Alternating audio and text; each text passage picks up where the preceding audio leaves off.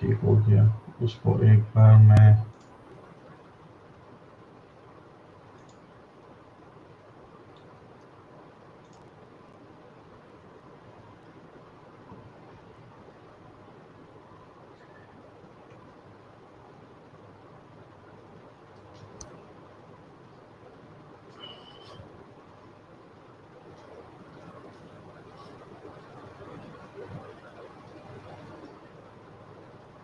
Okay. All right, Dr. Waheed, we are online now. We are live. So let me welcome everybody, whoever is watching at this moment with us and who is joining us. So good morning, good afternoon, good evening, depending on wherever you guys are online from.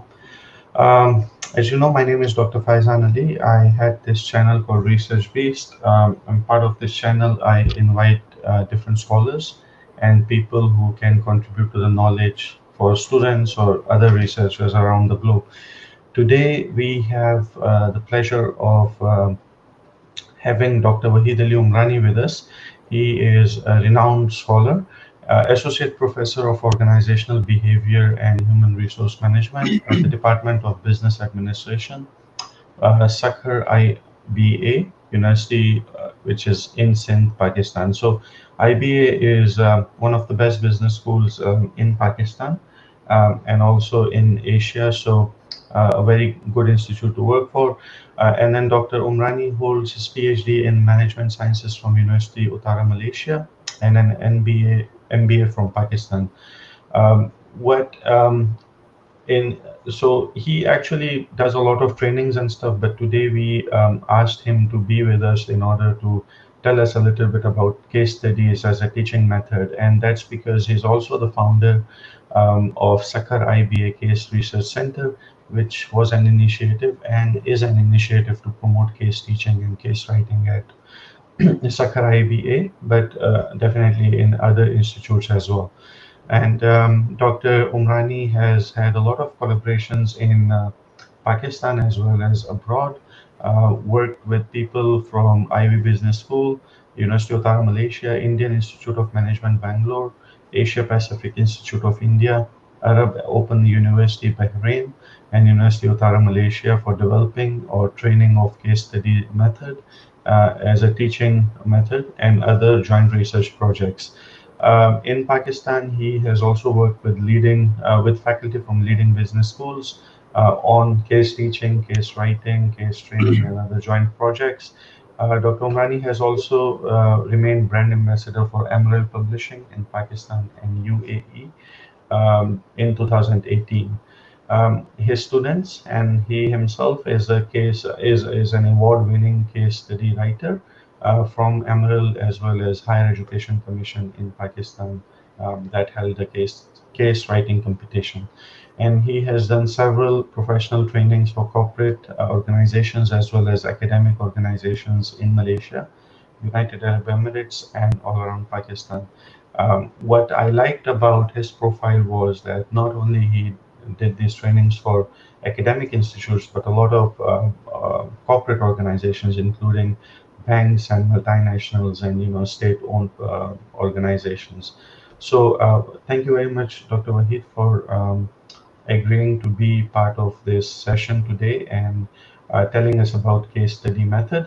Just before I hand over the stage to you to talk, I just want to say that we will also provide certificates for this particular session, but not for anybody who just says that they attended. I'll soon upload a question bank on a website, which will be 10 multiple choice questions from within this session today, and anybody who scores over 70% would receive a certificate from M3 Center of Innovation, University of South Florida. So just look out for their details. I'll send them out through email, as well as I'll put the link into the video description for this video, so you can just go and attempt those questions, and then you can get a certificate for that. All right, so with that, I'll stop talking, and Dr. Wahid, the mic is all yours. Thank you, Dr. Faizan. Thank you for having me. It's really an honor to be here and to represent My university, Sakurai BA University from Pakistan, and it's really a great opportunity and honor uh, to have such a large audience and to talk to them about something which I call for me is my passion, particularly uh, particularly case teaching and case method of and case writing, case development are the things that I like the most, and I really have been into it since very long time. Uh, Faizan, can we have an idea of how many participants are there with us right now? At this moment, I see 57 people watching at this moment. Okay, fine. Because I would like to start with a question. So I would like to actually have some of the comments on it from our audience. So if I'm audible to everybody, let's begin with this question. What are the main attributes desired in a manager or business leader? If we can have your answers over here uh, on the screen, that'll really help us. So Mhm. to from to you being a business faculty, what do you think are the highly desired attributes that you would like to see, or that a CEO or a company would want to see in a particular manager? Yeah, so whoever is watching right now, so if you could just answer this question in the comments, that way I can, flash it into the screen. Okay, we have Sarah Zafar says communication skills. Thank you, Sarah. That's nice. It's very much needed. Anyone else? Key attributes that a company would want to see in a manager when they are hiring, that you would want to see in your graduates, that everybody, I mean, that defines an ideal manager or a business leader. So we have one comment. Okay, emotional intelligence, analytical skill, that's great, empathy, problem solver. We need people who can solve problems. Personality is still very broad. The manager should be resilient in time of pandemic, very much relevant. Leadership skills, decision making, conflict management, teamwork, motivation, adaptability, integrity. That's very important. Fairness, creativity, to lead his or her company to grow up, growth orientation, vision, organized, coordinated teamwork, team management skills, time management skills, competence, productivity, hardworking,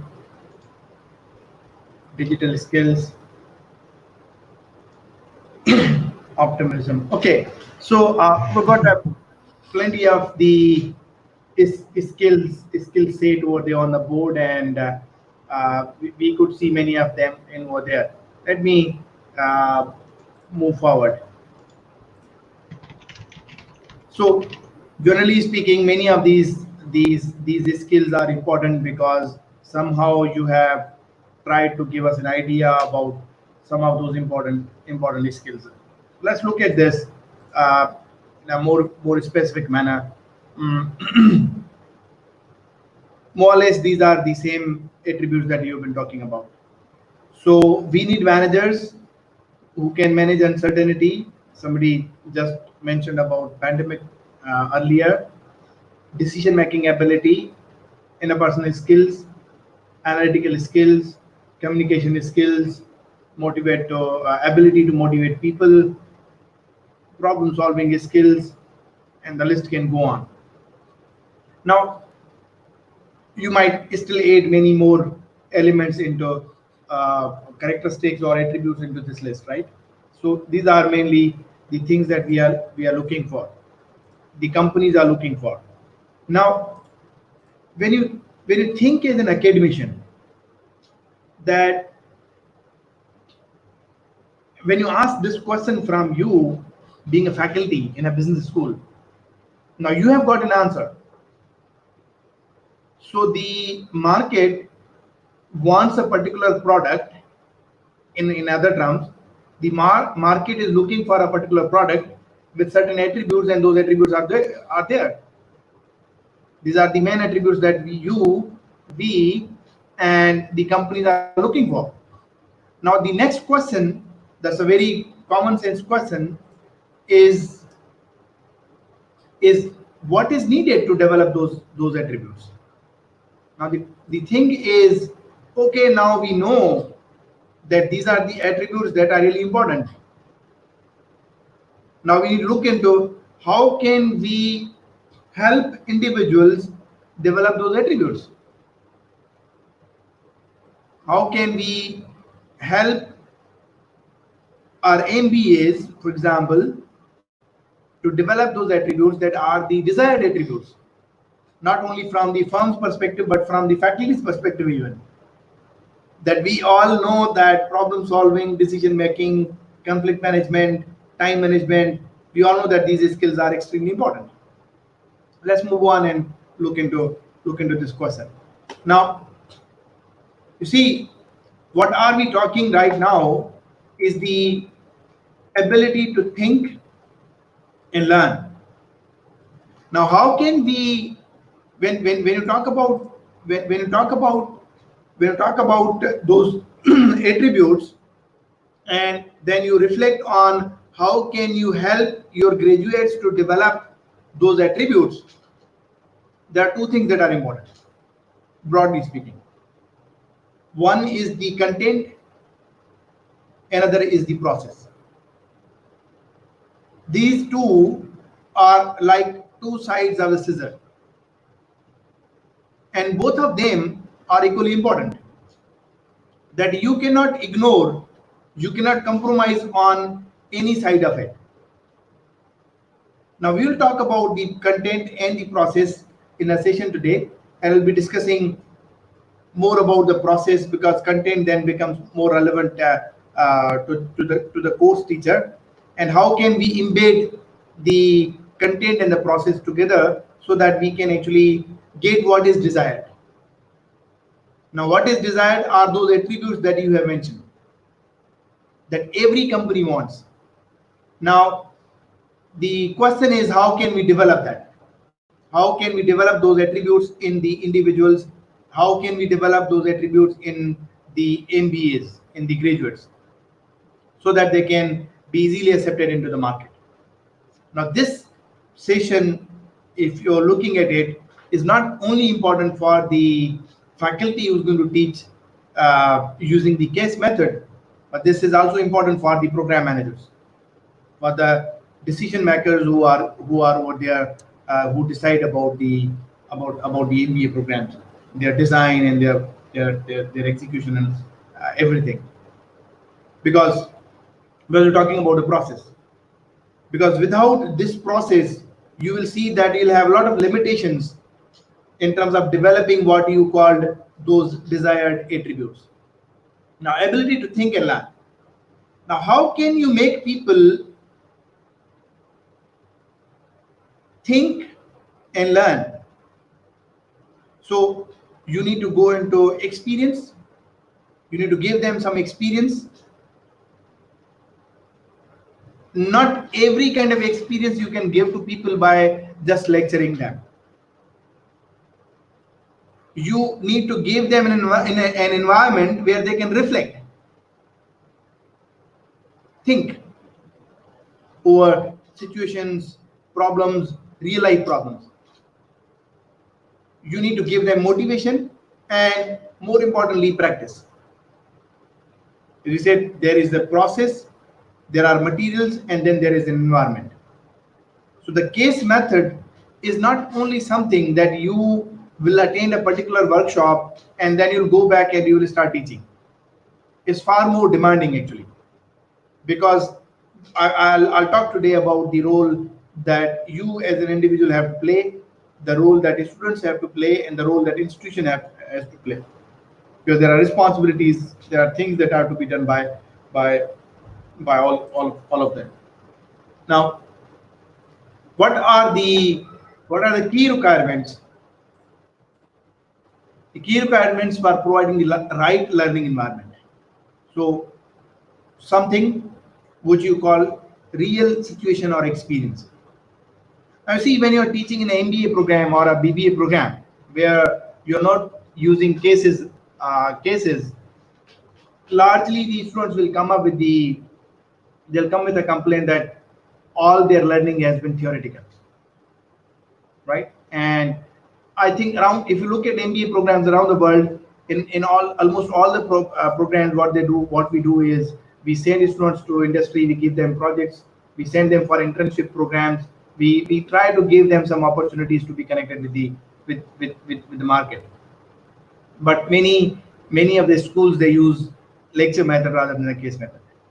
Now we'll see this, that if you really want to emphasize on those desired attributes to be developed, then you need to give them a real situation or experience, a genuine problem. Why? Because you want them to reflect, because you want to give them that experience, because you want to give them an environment where they can think. So the responsibility for that environment is, requirement of that learning environment is to give them real situation or experience, genuine problem, related information, responsibility for solution. So what we do in case teaching program or in a typical case class is we push people and we ask them to take responsibility for their decisions. So when student A is proposing a solution, and let's say if student A says that Mr. John should do this, I'll ask the student, no, you don't have to do that. You are Mr. John. Tell me, what will you do? You see, you shift the responsibility from Mr. John to that individual person in your class. Now, when I have a responsibility for solution, then I'll have to come up with logic and reasoning. Because whatever solution I'll come up with, whatever proposal or alternative I'll come up with will be challenged. It has to be defended with the facts from the case study. Now you give them this environment so that they can actually, so this is an opportunity to test ideas and get feedback. So you see, overall you have to create this environment in a classroom where so that people can actually think, and this is how they can develop those skills. Now this is why, or this is what case method is all about.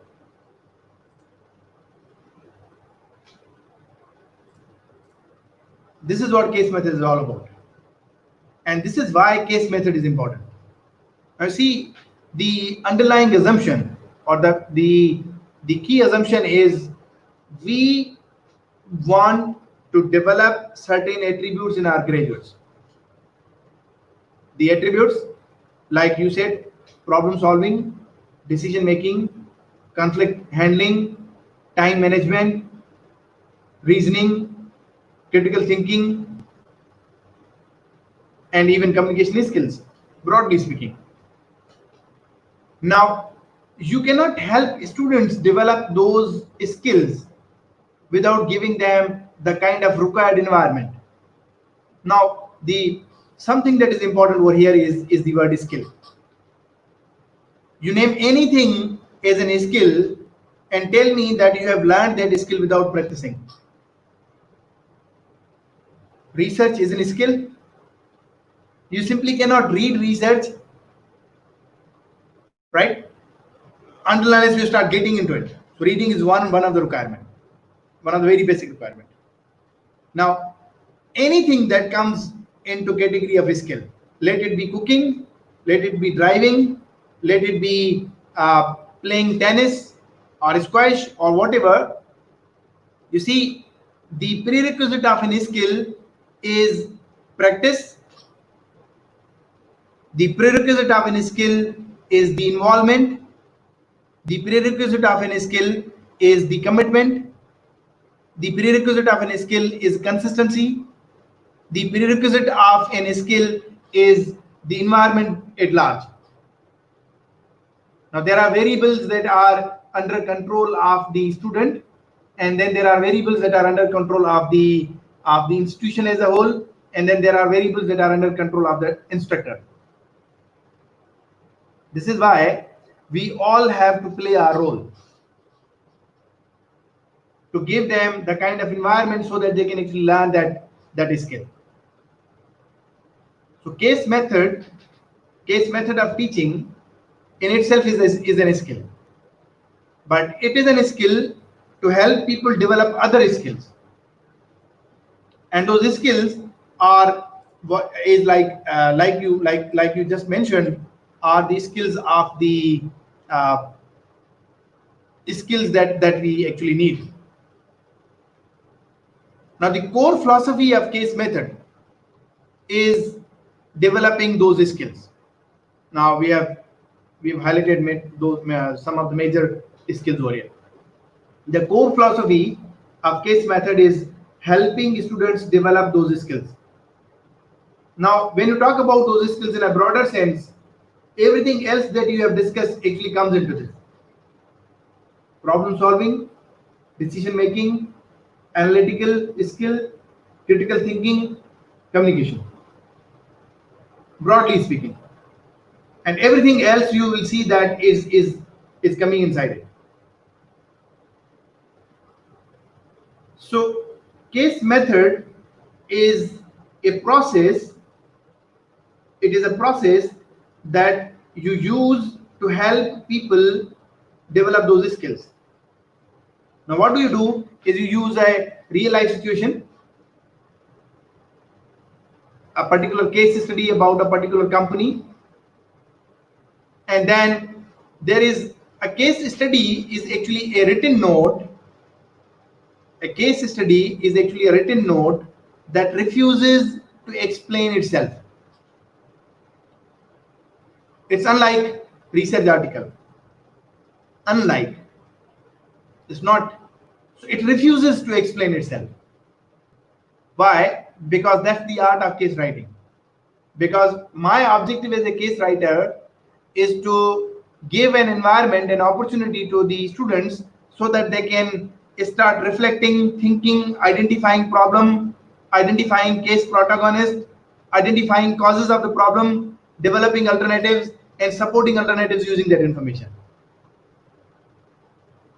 A case is a written real life story about a particular company that faces a particular dilemma. Now, the challenge for students is to analyze that information, is to separate what is relevant and what is irrelevant, is to find out the problems, is to find out the causes of the problem, and is to develop alternatives based upon that information. I think you have heard that popular saying, thinking out of the box. But in case teaching, I used to say that in the case teaching process, you need to think out of the box while remaining into the box. So what do I mean by while remaining into the box is actually you have case information. If you look at any case study, major sources of cases are, for example, places like Harvard Educators. So you can go on Harvard Educator, create an educator profile, and download cases for your classroom teaching. Ivy is another important platform. Similarly, there are there are many other platforms where you can. So there is a platform given by Darden, by Stanford, and many other sources. There is a case center from where you can also get cases. Now the the thing is, when you look at a particular case study, you will see that the case opens up with a particular deadline, opens up with a particular date, not deadline, with a particular date. And in the case opening, the first paragraph or the first few paragraphs, you will see that there is a case protagonist, the decision maker, and the time mentioned, and the place, and more importantly, the problem, the dilemma. And it is like Faizan is sitting in his office on January 2002 and is reflecting what should he be doing uh, for his center to uh, the kind of problems the center is facing. What should he be doing to handle those problems? Those problems will be there. That's how you open up a case. Now, the case refuses to explain itself. Why? Because now you have to limit yourself within the data of the case, and then try to identify the problem, identify the reasons for the problem, and develop alternatives. So when you come as a student, there is a usually internationally what people do is they follow a few steps. So the first step is they give this case study to the students and they ask them to do the individual reading. So every individual go back with a case study. They will read the case and then they'll come back. So normally at the second stage, now some universities do this in a formal sense, other universities do it in the informal sense. They give more independence to their students. That the second point is those students who have prepared the case, they will sit into learning teams, into learning groups, either created by the instructor or informally created, and then they will discuss the major issues related to the case. Now remember, the underlying question is not to memorize the facts of a case study. It does not matter at the end of the semester that how many cases do you remember. For example, so far I believe that I have taught at least more than 200 cases, different cases. But if you ask me to recall cases, I might not be able to recall, right? So somebody is asking me, there's a case study on Southwest Airline on the strategic human resource management. I've taught the case, but I cannot recall. Because that's not the prerequisite of the case teaching and case learning. Prerequisite is involving yourself in that process, and developing problem solving and decision making skill. So you give this scenario, you put people into a situation, you ask them to analyze, you ask them to bring in logic on the basis of the data, support of their decision on the basis of the data from the case, and then you start discussing, and then you, as an instructor, you start challenging their assumptions.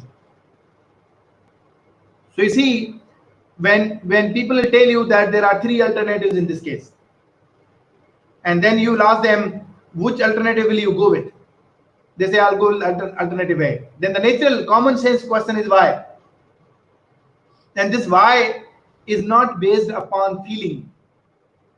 This why is not based upon what you like or what you don't like. This why has to be supported from facts, on the basis of the facts, exhibits, the data, qualitative and quantitative data that you have analyzed, that was given into the case study. This is why I was saying earlier that you think out of the box while remaining into the box. You limit yourself to the data given into the case study, and you start analyzing and reflecting and thinking about all this. And this process, if it is done energetically, if it is done in the right way and in the right environment, will help people eventually develop their problem solving, decision making, analytical skill, and critical thinking skill. But if you do not do it in the right way, I'll talk about the pitfalls that you start lecturing and you start telling them by yourself, then you are not actually giving them an opportunity to reflect.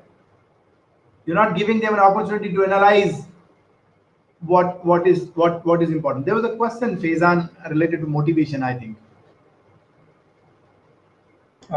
Yes, Dr. Wahid, there are a few questions.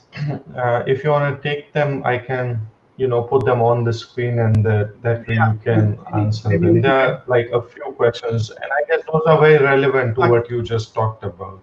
How important is to develop intrinsic motivation? Uh, just Yeah, just a little bit background. So before this question, Shafkat also said that how about the learner? So probably because when you are talking, you're talking for teachers, right? Which is understandable because the webinar is for teachers how to use case study.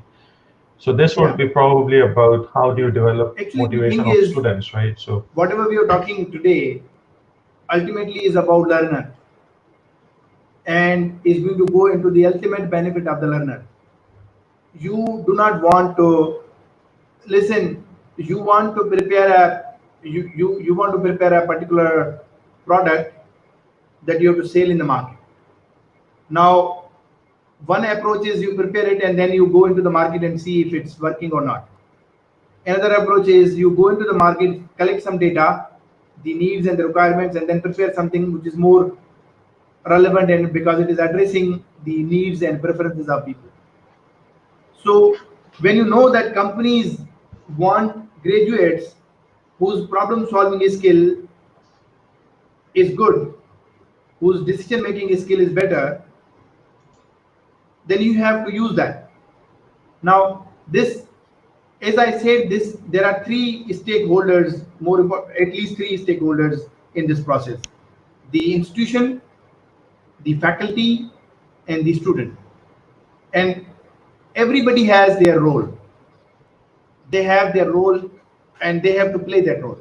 Now, remember, one other thing that I can infer from question raised by Shafkat is that in many places when this case method of teaching, because it's a very demanding method, in many places when this case method of teaching is not supported by the environment, by the organization as a whole, and then you try as an individual to use cases, then there is some, you expect some resistance from the students.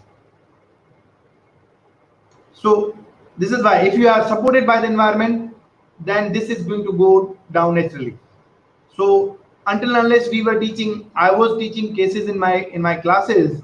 Uh, so the more cases I was using, because all other people are not using cases, let's say, then it was creating some kind of the demotivation for some people that you are giving us a lot of readings. But when we formally talking about Sakkar IBA University, when we formally started case method, MBA with the case method, so the students actually came up when by the time they joined our MBA program, they already knew that this MBA is taught through case method. So this acceptance for preparing the cases, because because reading a 30-page case, at least two 30-page cases in a day requires a lot of internal commitment. Shafkat is very much right. So, but if it is coming by the contract, which is as per your program, then people will not be actually feeling demotivated. And it's just matter of the time. If they start reading it, they literally start enjoying the process. mhm.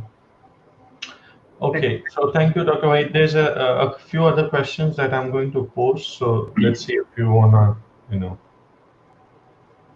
Okay. A problem can have many solutions. As you said, we need to defend our side. Will this not create conflict if manager business leaders does the same? Will he not be questioned or I think I if you allow me to keep this question for a later use because I have this in my slides and Okay, I'll talk about this in a Sure. moment. Okay, so Nilesh, your question will be answered a little while later. Let me I put believe in another my question. talk it will already be addressed. Okay, perfect. So let me go ahead and put another one here. Okay. Explain content of a good case study. I think a case study is unlike every other thing that you have read. A case typically a case study, a teaching case actually consists of a particular real life story. And one of the important thing in a case is called teaching objectives. So when you are choosing a particular case, you have to look into the instructor manual, which is also called teaching note, which is especially prepared by a case writer for the instructor, that is not to be shared with the students. So you need to look into the objectives of the case. And a typical case study, what you'll find information about the protagonist, you'll find information about the problem. Sometimes in some cases you'll find information about the industry, in some cases you'll find information about the competitors, in some cases you'll find information about the it depends upon the nature of the case. But if you usually if you generally split the case study, then I can say that a case starts with a case opening that will give you a kind of the helicopter view of what is the problem, right? And then there's a lot of information related to the dilemma. This information can be about protagonists, can be about individuals, can be about competitors, can be about the same company, can be about the country, and all that. And then the last part of every case is a case closing. And in the case closing, a case is always closed with questions. You leave a lot of questions unanswered. Why? Because look at the skills that you want to develop: problem solving, decision making, analytical skill, critical thinking. This is why you leave those questions, those ambiguities to be to be discussed, to be analyzed, to be actually reflected by the participants. So exactly, you cannot say that there is a given particular list of content that has to be there in the case. All Right. right, thank you, Dr. Wahid. Two more questions that I'll quickly put up and then we can proceed, okay? Okay. How one knows that the solution you have come up with is the right solution to the dilemma explained in the case study? Moreover, how the company will be satisfied with your solution. I think I'll also take this later, because later on I'll be talking about it. So one of the things, because earlier I couldn't recall the name, the the lady, I do not answer the question with. Nilesh, I guess it was Nilesh. Yes, Nilesh. So I think somehow the questions are same. So let me just quickly say one thing.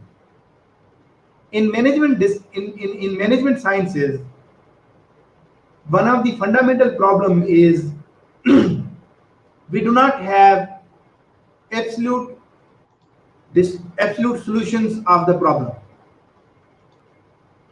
Find me a particular book that gives answers of every question.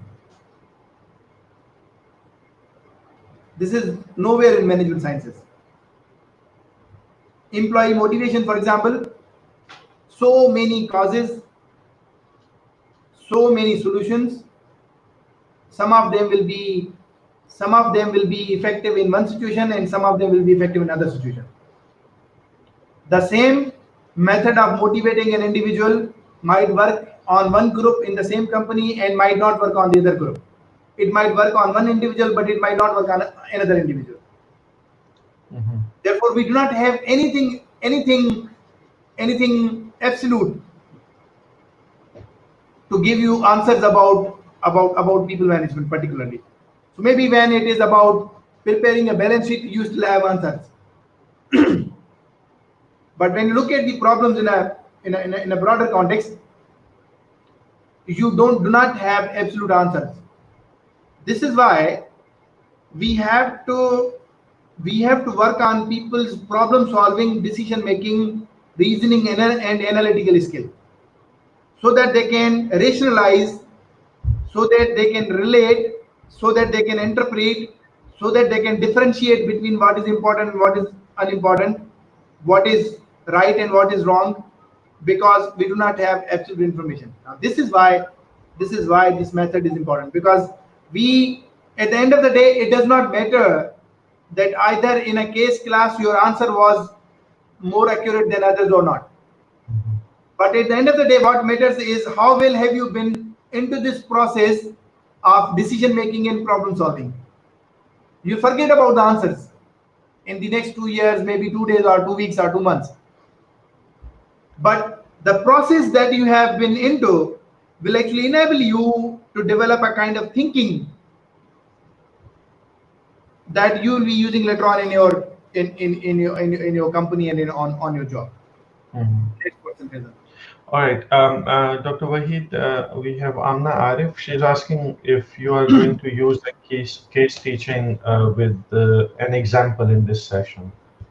Uh, exactly, we do not have a case, because actually the recommendation is uh, that you should have read the case, and we had a very uh, actually a different kind of setup. So I was thinking it is difficult, but I'm trying to let. I'll try to bring in one example. Okay, thank you. And the last question, which I was not going to take now, but I think it's relevant to what you answered earlier about the right and the wrong answer and all that. So maybe we can take that and then you can continue with the presentation. Is that right? Okay. The one of the challenge I face while running a case is to keep an eye on class participation of students, how this can be effectively handled. Uh, thank you, Farhan. I'll talk about it in a moment. Okay. Okay. All right. Uh, So yeah, let's let's, continue then, Dr. Wahid. let's move on. So,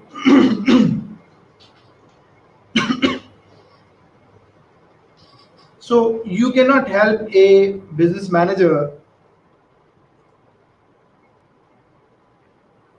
Sorry, I have to switch actually. So the question is, can you help a business manager learn and memorize all possible answers to the potential problems he or she will face on a given job? We don't have absolute answers. This is why we're trying to teach common sense. We're trying to teach problem solving, decision making, and we're trying to teach an skill. So we do not want to give you the fish. We want to teach you the skill, so that because you will be needing that skill again and again. Now, similarly,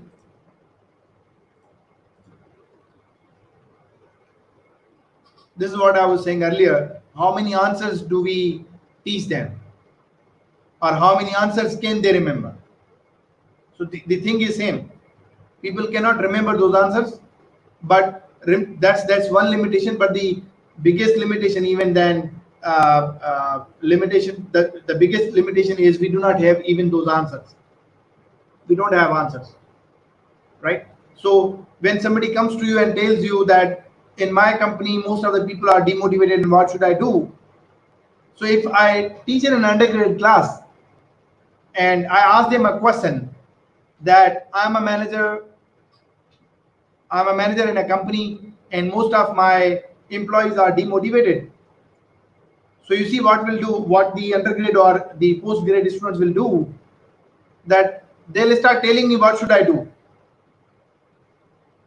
They'll tell me you should raise salaries, you should give right work environment, you should coach them, you should give mentoring, blah blah blah. Majority of, if even if I would have asked you, you might start saying similar kind of things. Ask yourself if your answer was different than this or not. But the question is, the solution actually comes of If you look at a particular doctor, what do? They assess before they prescribe. So the prescription is the second step. So when you tell me that you should give them rewards, that's the prescription actually. You should have told me that I should look into what is it that is actually causing that lack of motivation. So you see, and the factors for lack of motivation can be enormous, can be varying. Some people are not happy just because they love not to be happy, just because they have this kind of personality that even if whatever they desire you give them, they'll still be unhappy. That's a personality problem. You see, so we do not have absolute answers. We cannot teach our graduates that you have all these answers. Take this book with you. Whenever you see a problem in your company, just open the page and then find out the answer and do it, and it will be resolved. Maslow's theory, Heteron effect, you name any theory. That's not an absolute solution. This is why in management sciences we focus on problem solving and decision making skills. We focus on developing those skills so that they can look at the merit of a situation, they can look at the relevance of a situation, and then use those skills to solve that problem. Because we don't have anything absolute in our hands. Answers are not really available. For many things, those answers are not available. Now let's move on and look at this. Now, who are the key players and what are their roles? So let's begin with the teacher. As a teacher, you bring knowledge, the knowledge that is deep, that's very deep, and that's very wide. And I'll talk about this indirectly in the coming few slides. The knowledge that is deep and that is wide. It's beyond explaining a particular phenomena. It's beyond explaining a particular concept. Because you work on attitudinal development of individuals. You start looking at how are they responding and reacting to those situations and playing their role, and how their thinking patterns are emerging over the time. Knowledge that is deep and that is wide. This is not a lecture method. As a teacher, you raise questions to probe and guide. Now, let me give you an example. I think Amna was saying if I'm using a case over there. So there's a case study that I recently taught, and this case study, let's explain it this way, involves an Indian who is MBA from a top-notch university from USA, and I want you to pay a little attention. So let me, for your attention, let me create this slide over here and type it. So as I type, Faizan, could you confirm that it's coming in over there? So it's MBA. Yes. He is an MBA from the US, right? His Indian origin, and he is placed in Saudi Arabia.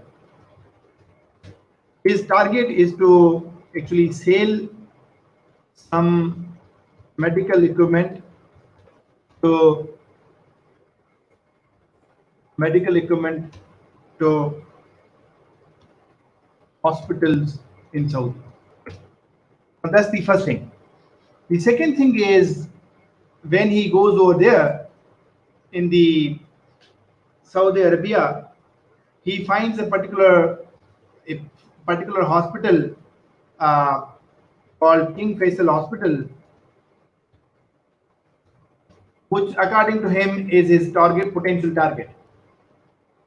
And what he finds, so let's call this guy is, uh,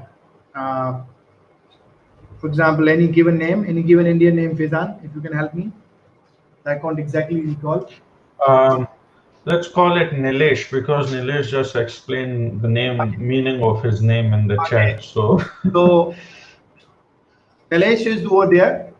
Now, what Nilesh did was he started working. By the time he was placed in Saudi Arabia, he started working on the industry, and he found out that there are various factors that are important, and he actually classified the Saudian hospital health industry into three segments.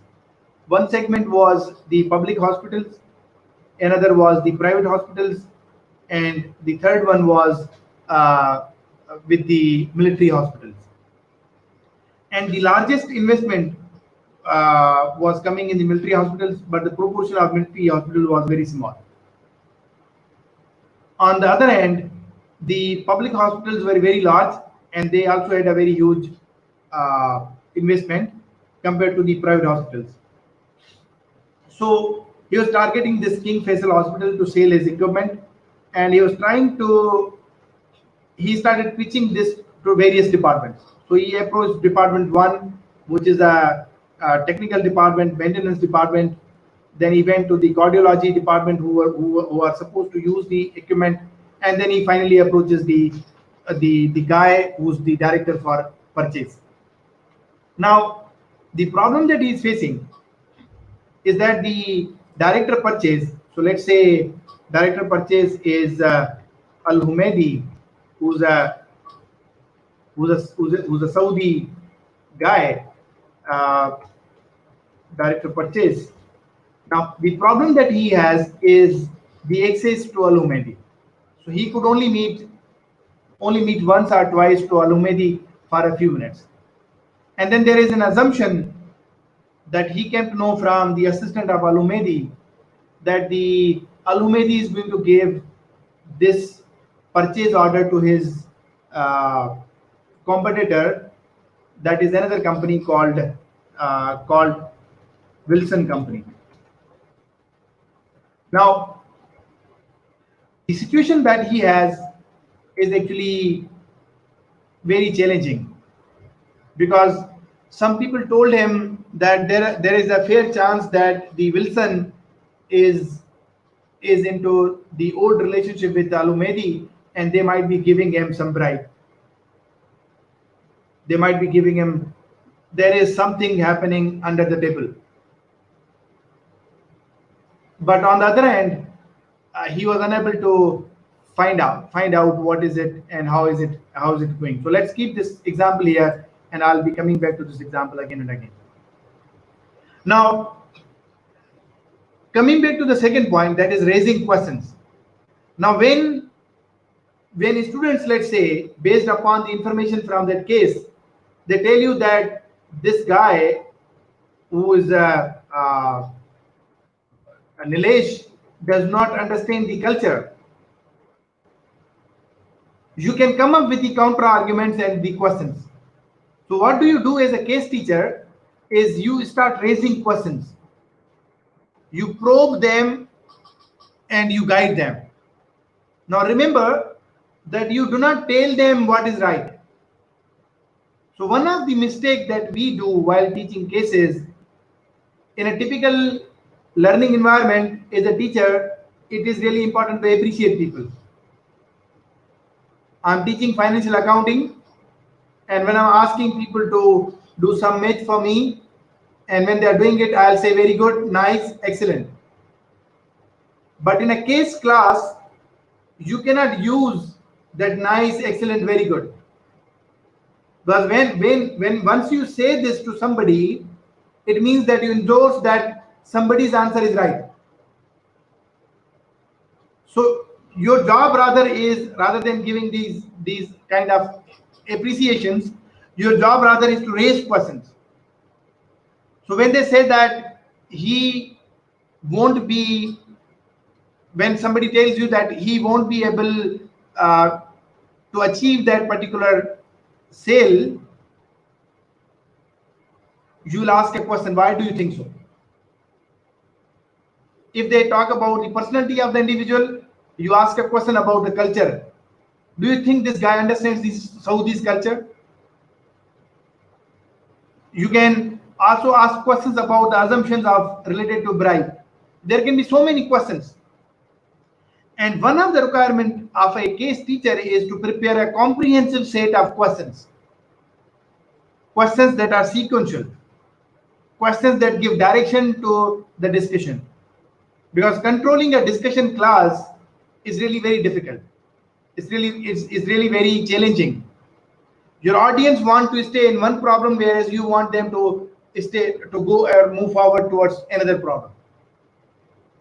So one of the role that you play that is very important and interesting is raising questions, is to probe. And one of the significant skill that you need as a case teacher is listening.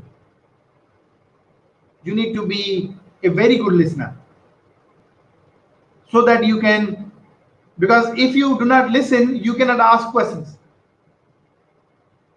So by listening to them, you create questions. It gives you direction. So you decide who to ignore, who to pick up. Because you have a given teaching plan that you actually want to follow. So what you do is while you're teaching, you are assessing and responding. You extract results from what they are discussing. So when somebody was indirectly talking about inability of Nilesh to understand the culture, you extract it. You say, do you mean that he does not understand the culture? And the guy will say, yes, yes. And the art of case teaching is that everything has to come from the students. You don't have to tell them. You don't have to give them any information at all. You have to extract that information indirectly by asking questions, by probing. What do you do is you coordinate discussion. That's your job. You coordinate discussion. But it's not like that you coordinate discussion and you leave them that they will go as the way they want. You coordinate discussion based upon your teaching objectives. You have a teaching plan. So in a class like in a class like in a case like medical equipment, as we talked earlier, in a case like medical equipment, now I can be, this is medical equipment, uh, which is the company. Now it depends upon me what is it that I actually want to teach. For example, one discussion pastor in this case is sales approach. So I can ask people, what do you think? What was the sales approach of Nilesh? Was this really a right approach? And then you give people some time that they start reflecting on sales approach. Another discussion pastor can be the understanding of culture. Do you think he understands the culture? And his whole approach will be questioned on the basis of the culture. So some people might say, no, he's an Indian, he came from India and he's operating in a country which is a very conservative kind of Muslim country, and it is going to be difficult for him to get that. The third discussion dimension can be bribe. What do you think? What do you think? How is this working? Should he really be offering? Should he really believe on the information that the director purchase was given bribe? So you see, there are so many ways, so many pastures in a case study. Now you have certain teaching objectives. This is why I said content and process. Process, where you are involving people into decision making, problem solving, critical thinking, and communication. The content, where you want to teach, where you want to talk about the sales approach and ending up with a particular sales framework, where you want to talk about the culture, ending up with the theory of the culture, or your objective might be teaching some concept related to ethics, and then you bring in discussion around that concept, bring in questions that are more relevant. So you see, one of the things that you need to understand, we need to understand, is that the case method of teaching is a very demanding method. It is not like you will have some slides over there and you will just be reading those slides or lecturing them using some examples that you want. It requires a lot of preparation, commitment. So this is why what I've placed it first is the teacher, the role of a teacher, coordinating discussion, extracting results, and then you conclude. You facilitate exploration and discovery rather than just delivery of the concept. This exploration was taking place because nowhere it was directly written that the approach that Nilesh used for selling this equipment to this hospital was right or a wrong approach. You help people analyze, you help people discover, you help people explore. That's what is your role. So see, focus is on process as well as content. So you do not only focus on the process, but you also focus on the content. So if you wanted to talk about ethics, some ethical dilemma, and you now relate it to the ethics, that's how you actually connect it. Now let's move to the student, role of a student. Dr. Waheed, just one moment. Some people have problem in looking at the slides because it's too small. Is it possible for you to like minimize the thumbnails? That way the size of the slide would increase. Give me a second. और या फिर आप ऐसे कर लें वहीद भाई, ऊपर slide show लिखा हुआ है आपके Yes, रिबन के I ऊपर. I think it's here somewhere. Because if you directly do How, the slide, you will not be able to see the screen then, right? how is it now? It's perfectly fine, but can you see your screen? Like, are you okay to present this way? Yeah, because if this is what they require, then it's okay for me. Yeah. I can see my screen. I cannot see. Yeah, let me help you a little bit, Wahid bhai. Can you go back to your PPT slides? Like, let me tell you, then that way it will be okay for everybody. On the top, there is an option of slideshow right on the top. If you can click Okay. on that, yes. Okay. Set up slideshow. There's another option, yes, Got and it. then this third radio button, yes.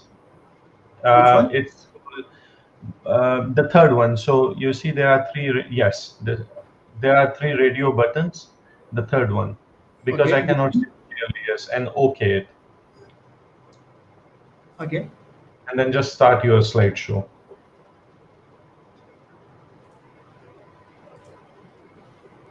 Okay. You should be able to see your screen now. No, I cannot see it. No? अच्छा, दूसरा फिर ये है कि if you go back to your PPT slides, bring your cursor to this border between the thumbnails and the main slide. ये Sorry, जो come आपके, हाँ, ये जो आपके थंबनेल्स हैं बीच में साइड पे, इसका जो ये बॉर्डर है, यहाँ पे आप अपने कर्सर को ले आएं, again. तो इनको फिर आप मतलब साइड पे ले जाके छोटा कर So सकते हैं. I think let's go with the full screen rather than Okay. let's go with the full screen. Is that okay now with everybody? Yeah, I mean, it's perfectly fine. The only thing is with this platform, then you are not able to see your full screen. Like you cannot Okay, see everything else, right? So I really don't like much seeing myself. Let's move on. All right. Okay. Dr. Waid, while we are off your PPT slides anyways, so there are two relevant questions. If you want, I can quickly read them because I guess they're quite relevant to what you just talked about. During the questions, I'll come here. Okay, so there are two things. One is from Sarah Zafar. She Yes. says, Time. Uh, if you're talking about the classroom time, a typical case class consists of 70 to 90 minutes. This is why I said there are three stakeholders that are important. One, you as a teacher, second, student, and third, the institution. If you really do not have support from the institution, because then your institution, your program office has to, or your school has to actually schedule things according to that. But if you do not have that support, then it will be really very difficult for you to execute those classes. So a typical case class uh, is in between 70 to 90%, 90 minutes class, right? That's the time. But if you're talking about how much time does it take for preparation, then it's, you can say it's a 3 to 4 times. Uh, it consumes three to four times more time compared to a lecture preparation. I think your question is related to case class. So typically it falls in between 70 to 90 minutes. thank you, Dr. Waid. And one other question very quickly about this. Okay. Shafkat says that some students are introvert, they feel shy to communicate. I think what you need to do is you have to, the first thing that you need to do is you need to create trust. I'll talk about this in a moment as well. So you need to create trust between you and those students so that you can break those barriers, right? By either informally talking to them, sending them some emails, giving them some kind of counseling. You have to break those. So one of the things that I experienced in my classes was that when I was when I was creating learning teams, and where the students were supposed to discuss the case in the groups. Those learning teams were created on random basis. Uh, so 5 to 6 students were sitting in one group and they were discussing the case and the core problems. So I found that in every group there were at least 1 to 2 students who were not participating at all. So after observing for one class or two classes, what I will do is I will pick up those five individuals from each group who were silent, and I will create a group of those five individuals. Now you see, these five people are not speaking at all. Now somebody out of them have to speak. So you have to use some method to break the ice. To, if I think if you give them, as a teacher, if you give them an environment where they feel that they are being heard, they'll speak. If you give them an environment where they feel that they are not being refused or rejected or sometimes insulted, then they'll speak. But if you, as a teacher, if you, you bring in some kind of taunt or some kind of jokes and something like this is happening, then the chances for those people to participate and contribute will be actually quite very low. And in a typical case teaching class, you see, we give at least 30% of the grading to class participation. So when they see that they have a 30% of their score goes with the class participation, they will certainly be making some effort. But the thing is, you have to create that environment and the culture that really is feasible for these kind of people, and you have to go extra mile to actually accommodate those people. So we move Sure. on. Thank you, Dr. Waid. Okay. Now the key players and their role. So we talked about the instructor or the teacher, and then you're talking about the students. Your student is a key resource. Your student is an asset, and think of a student as a partner in the learning process. Because in a typical lecture method, we do not consider a student as a partner in the learning process. But because over here everything is supposed to come from them, therefore they are the partners. So you have to think of them on these grounds. I don't know what's wrong. Okay. Now let's talk about the process and the principles. So one of the things that you need to do is develop a partnership among the students and the faculty for learning, so that everybody must be interested in the learning. And remember, definitely the faculty. There is learning for faculty too. So you should not think that you are not going to learn at the end of the day by involving yourself into the process. Believe me, the more you teach cases, the more your own problem solving and decision making and critical thinking skills will improve.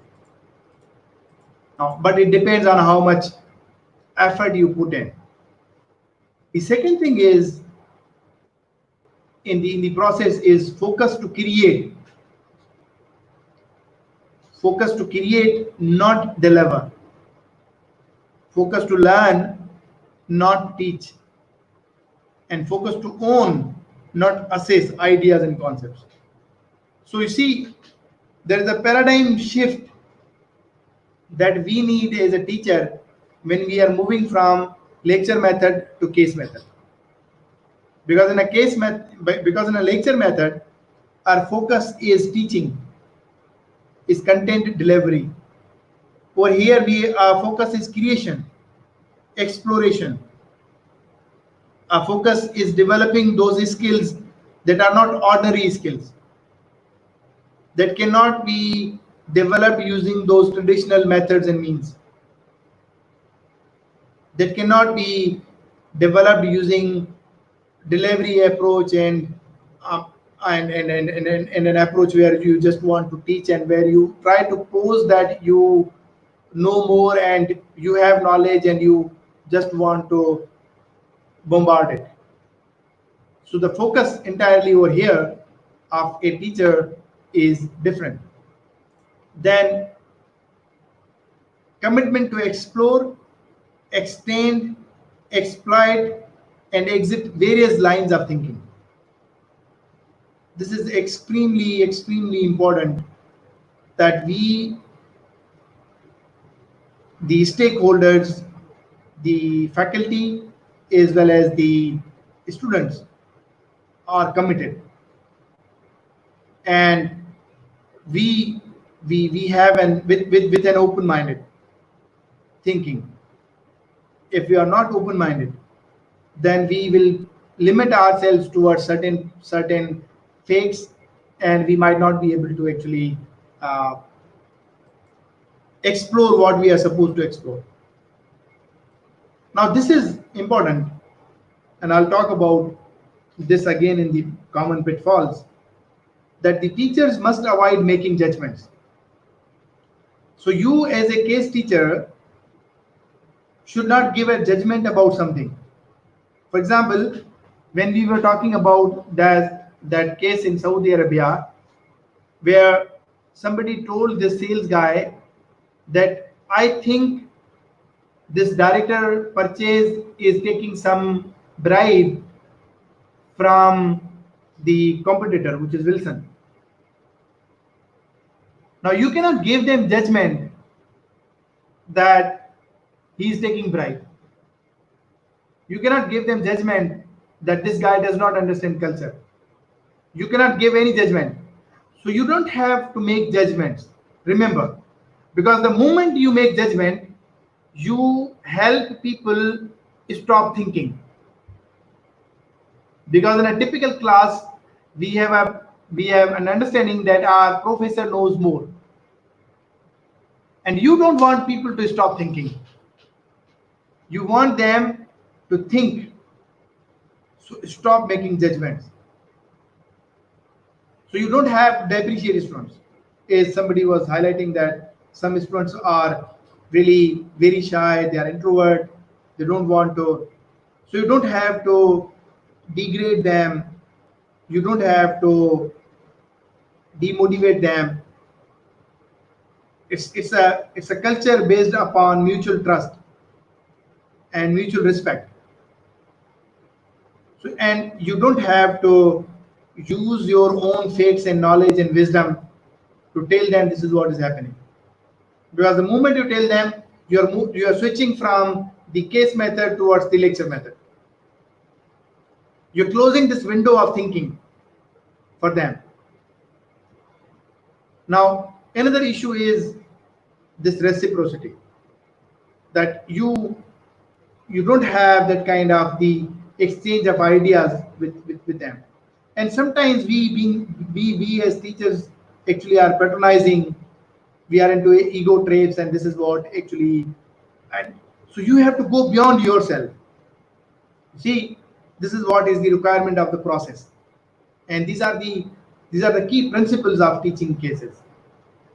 If you are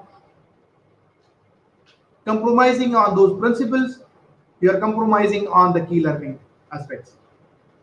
Remember, when you're teaching a case study, your objectives are twofold. Anytime when you're teaching a case study, your objectives are twofold. A, you have general objectives. By teaching every case study and in every case class, you want to help people develop those 5 skills: problem solving, decision making, critical thinking, analytical skill, and communication skills. So for every case method class, you are developing those 5 skills.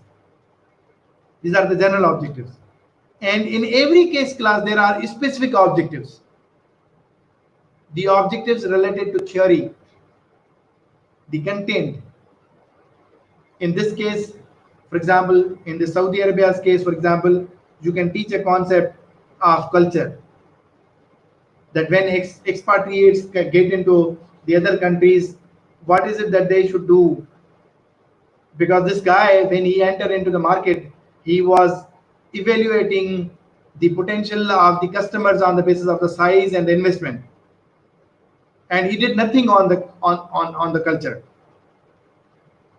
And this is, so you have to, so what do you do is, when you're teaching through case method, you are covering some theory, so you have some theoretical teaching objectives. So the case selection that you do for your course, what cases should you teach, is you will go back and you will not only read the case, you will rather go into the teaching note and see what are the teaching objectives of this case study. If those teaching objectives of the case study are aligned with your content of the course, then you choose that particular. This is how you make the case selection. Okay. As I said, this relationship is based on trust, on mutual respect, on openness, on fairness, on rigor and excellence. So you see, you are in charge of this. As a faculty, you are in charge of this. You will give people an opportunity related to trust and openness and fairness and all that. And then rigor. We use this rigor a lot because you keep on pushing people, you keep on challenging them, you keep on arguing with them, you keep on raising questions. And with every of those questions, what is happening is that their assumptions are being challenged, their problem solving skill is being challenged, their critical thinking is being challenged, and that's what you actually do.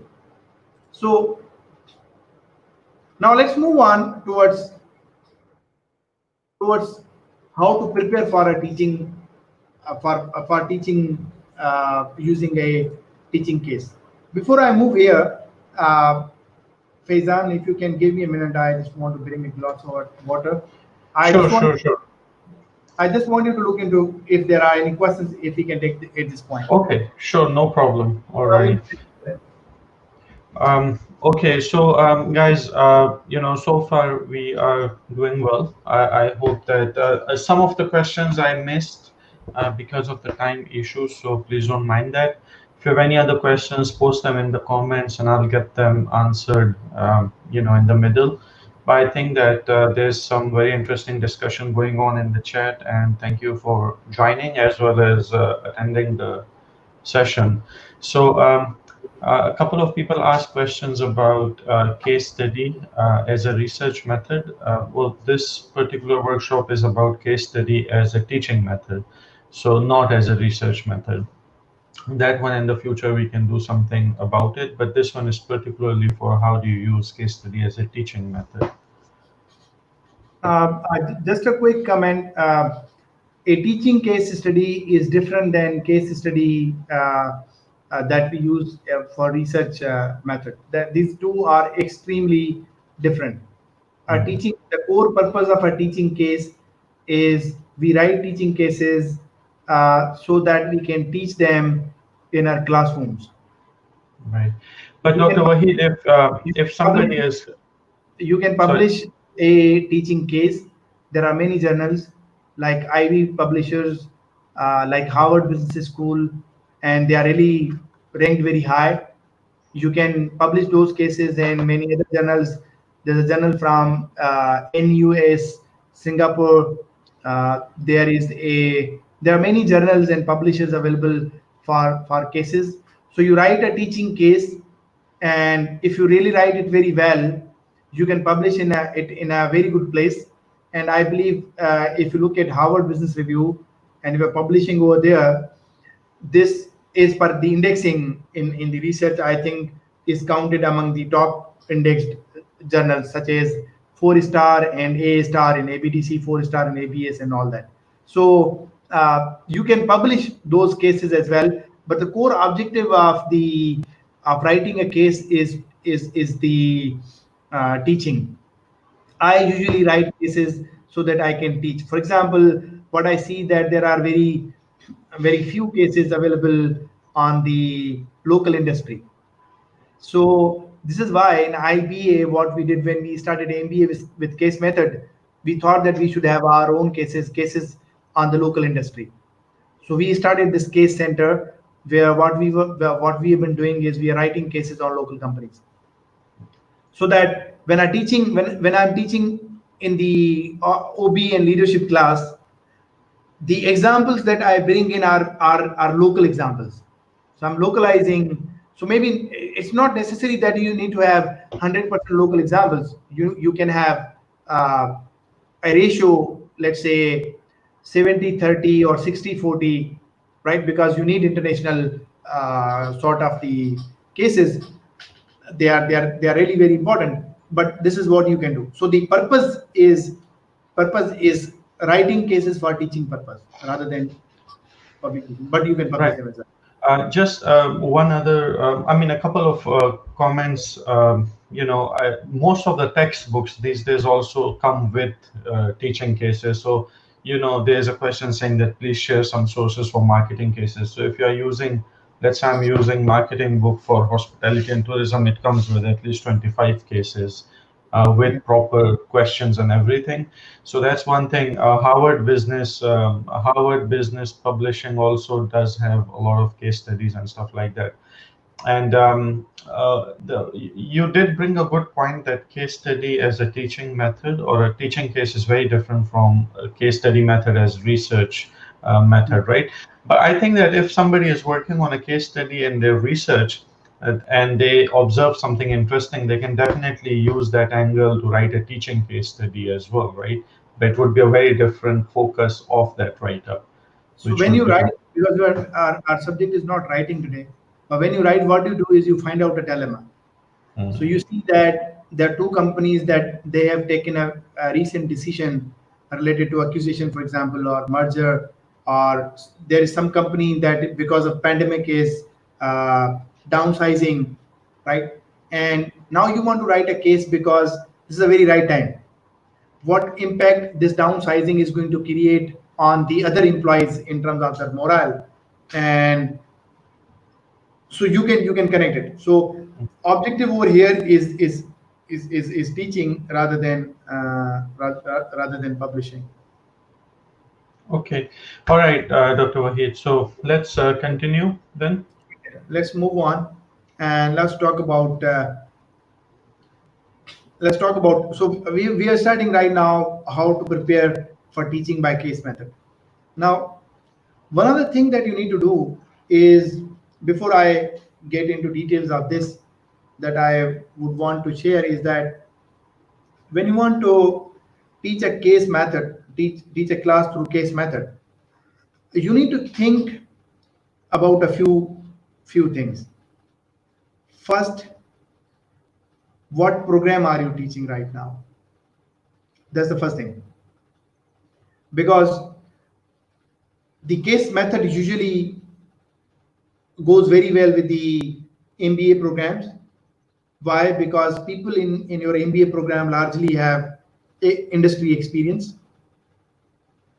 And even if you're using in your undergrad programs like BS and BBA sort of programs, then maybe in the final year semesters, this goes very well compared to the early semesters. Because until that point, people develop some theoretical understanding as well as they have some industry experience because of internships and projects. So they become better in terms of doing that. The second thing that you need to, so one thing is you need to see where are you going to use this. The second thing is you have to look into the cases, right? Because as I said, if everybody else is not using cases and then you are using cases, you might expect some kind of resistance. Because in our culture, at least, what is normally happening is that people attend their classes, they go back, they throw their bags, and then they do whatever they want, and next day they come in the morning. See, uh, and they again attend the class, go back, and then they prepare during the exams and assignment times. But if you give them case study where which is asking them to read 30 pages on everyday basis, what I've seen in our context is that people are going to resist a lot. So that might even be the problem that you have to look into. And then the third thing is, when you're deciding to use cases, you also have to look into the level of complexity of the case, because some cases are really very complex, that the information in those cases is too much. So if you give those, what I will call them, heavy cases to your students, they might not be able to prepare well. So you have to see how can you actually take a particular class from a particular level to maybe slowly, eventually you might be increasing level of complexity. So in the earlier days, when you're choosing cases, try to choose cases that are simple, that are not offering too many discussion pastures. That might not be very lengthy kind of case. The second thing that I actually wanted to talk, that Faizan was commenting about, is the cases that are given over there in the textbooks at the end of the chapter, for example, or end of the book. Those cases are called caselettes. Those are very good to be used as examples, but those cases are very brief in nature, and because of which these cases might not give you too much depth for discussion. Therefore, a lot of people would want to use cases that are relatively lengthy cases. This again depends upon the nature of the course, level of the module, and kind of sort of the factors that are over there. So not necessarily all the cases that you find out in a textbook are always relevant and they are always workable. As I said, one of the limitation of those cases is that those cases are very short. They do not give you too much information to be analyzed.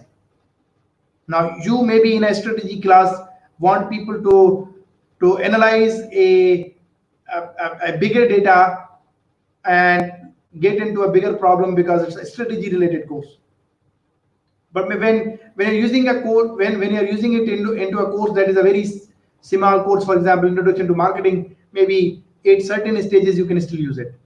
So you have to be careful about the selection of the cases that you're using in your case class.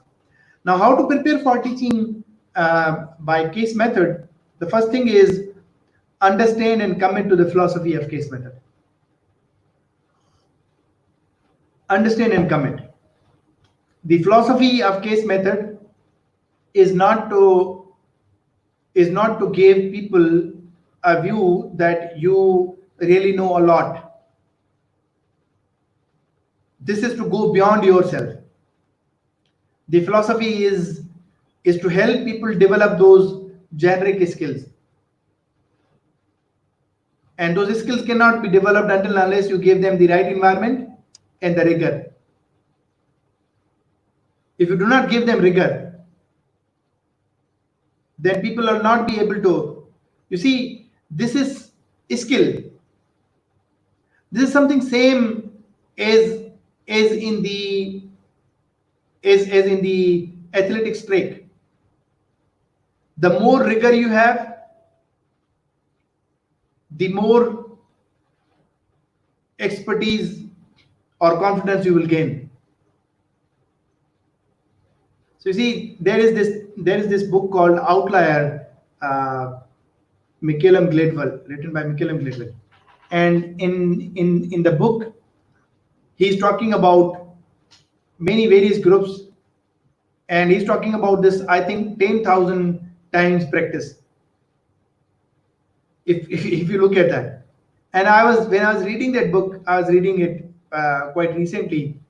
I was thinking about case process. And I was thinking, how many hours do we need to give to a manager to be rigorously involved into decision making and problem solving and analysis, and decision making, problem solving and analysis, decision making, problem solving and analysis, so that his perspective of looking at things change.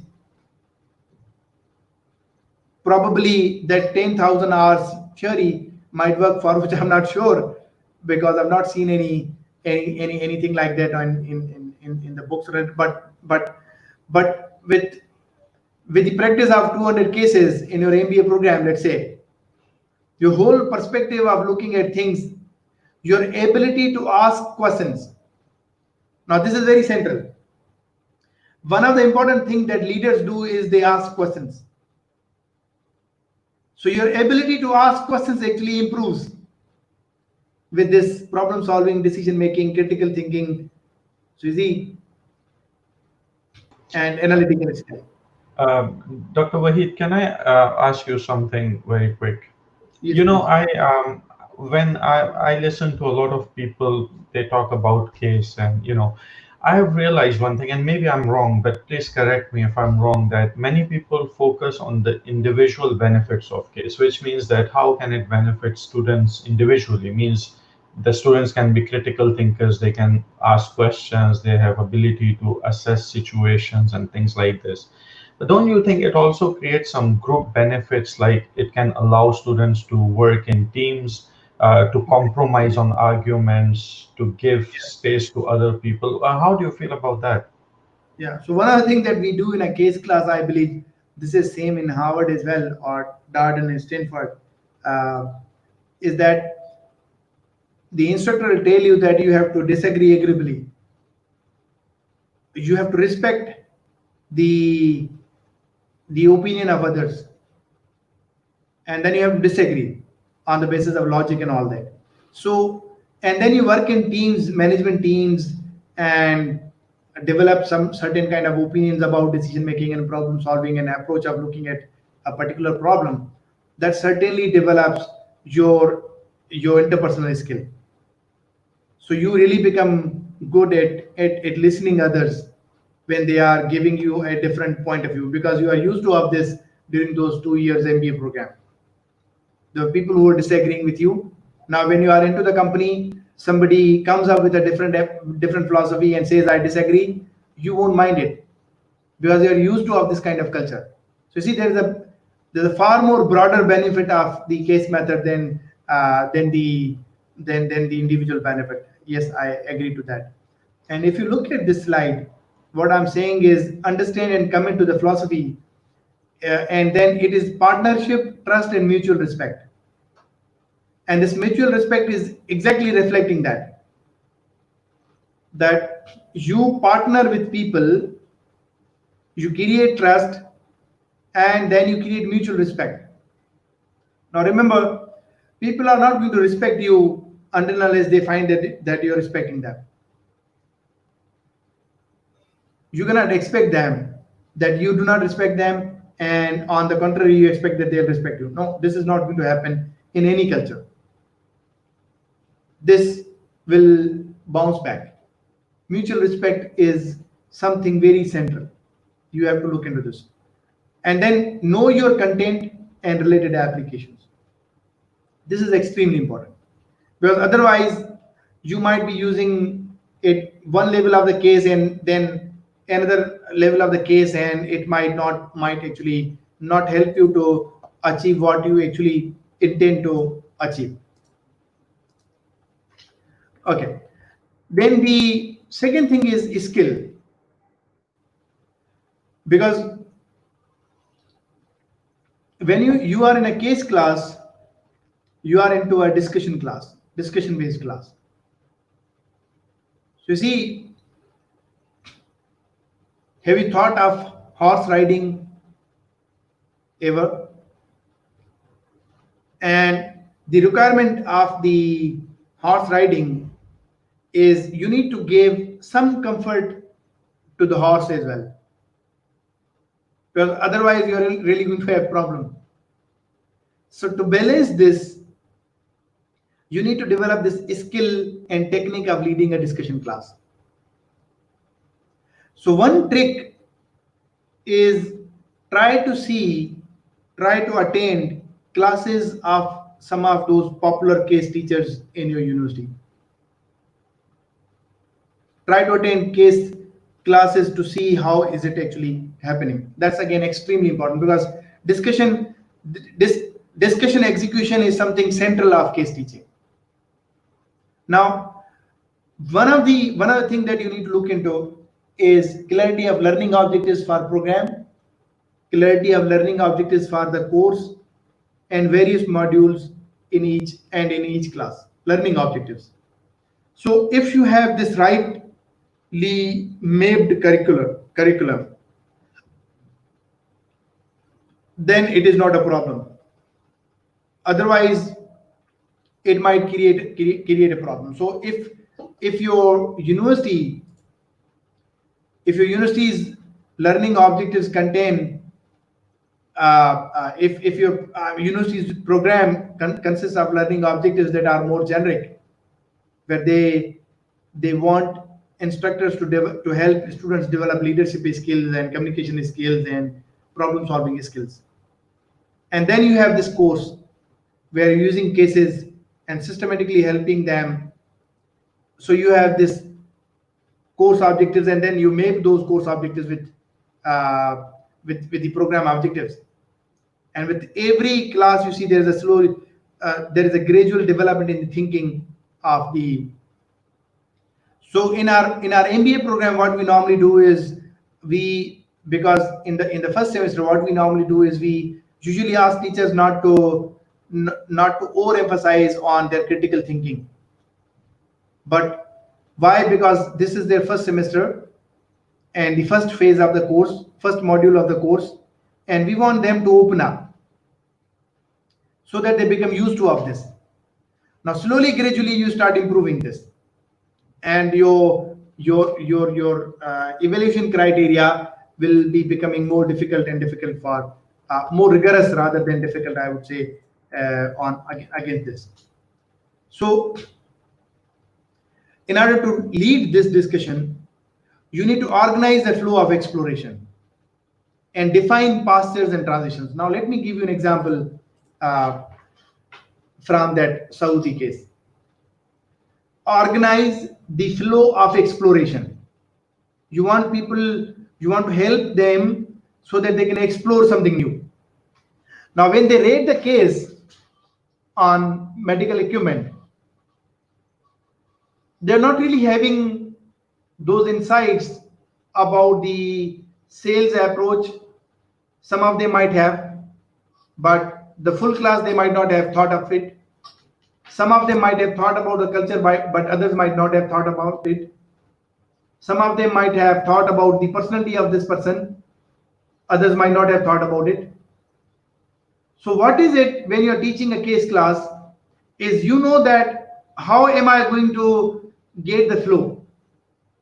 So what I'll do is I'll talk about Saudi Arabia first because I want people to reflect about the kind of culture, the kind of demography, the kind of people who are live, the kind of people live over there, the kind of decision making that is taking place in that kind of setup.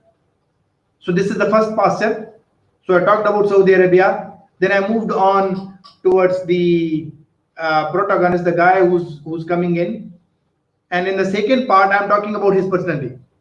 So all my questions, this is the second pasture of the discussion. So all my questions as the instructor are to encourage the students to tell me about who this guy is, what is his background, if so that I can later on help them ask a question if there's a link between his demography and the culture.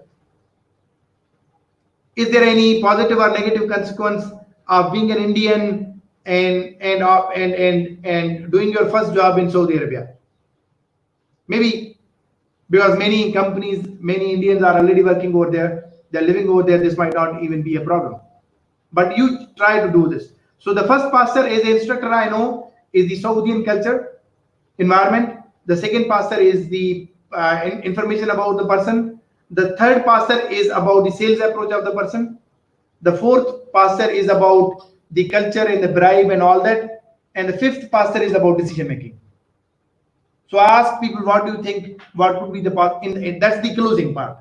Now I have 5 discussion pastors in my case, and for every pastor, I have decided that I have these 20 minutes, 15 minutes, 10 minutes, 5 minutes for pastor, depending upon importance of their particular segment and relevance of that segment with my teaching objectives.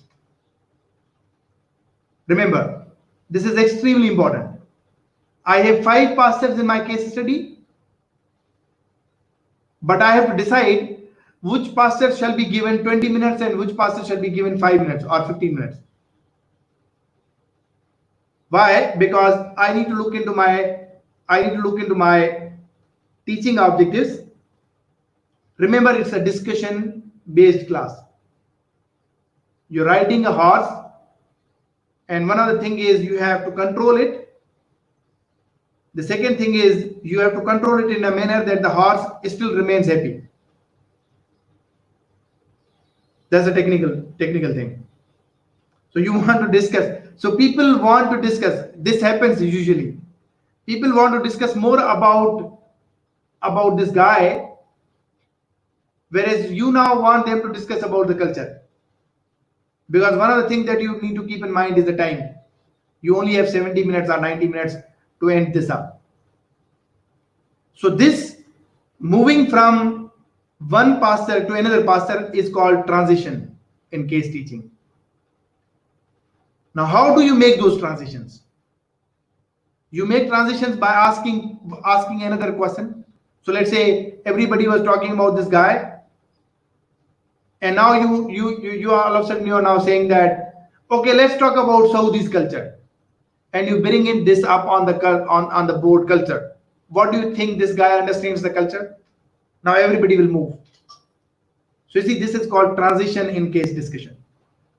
And once this discussion culture is there, so you see that there is enough discussion. Now you want them to move to sales approach. So what do you think is the sales? How do you see sales approach of this person? And you draw a line on the board and you start another segment of the discussion. This is an art. This is something that is extremely important in case teaching. And as I said, case teaching in itself is a skill. You'll improve this skill if you keep practicing. That's the first principle of every skill. The second principle of the skill is you will improve this skill if you will have right feedback. And the third thing is you will improve against this skill if you are open-minded towards the feedback. If you do not have that open-mindedness, you might listen to somebody, to some colleague, to some expert, but you might do whatever you actually still want. It's a process of exploration. Everything is coming from students. Everything is coming from students. You're not going to tell them this is Saudi, this is the number of cities in Saudi, these are the number of, this is the total of population, this is the kind of culture. Faizan, just give me a second, please.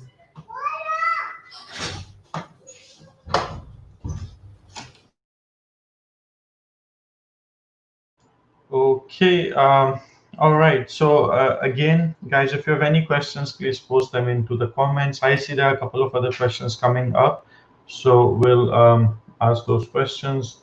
All right. So Dr. Wahid, I was just yeah. If there are Uh, questions, we can go with them. yes, there are a couple of questions that let me put up here. Uh, Hold on. Let me go back and see where is it. All right.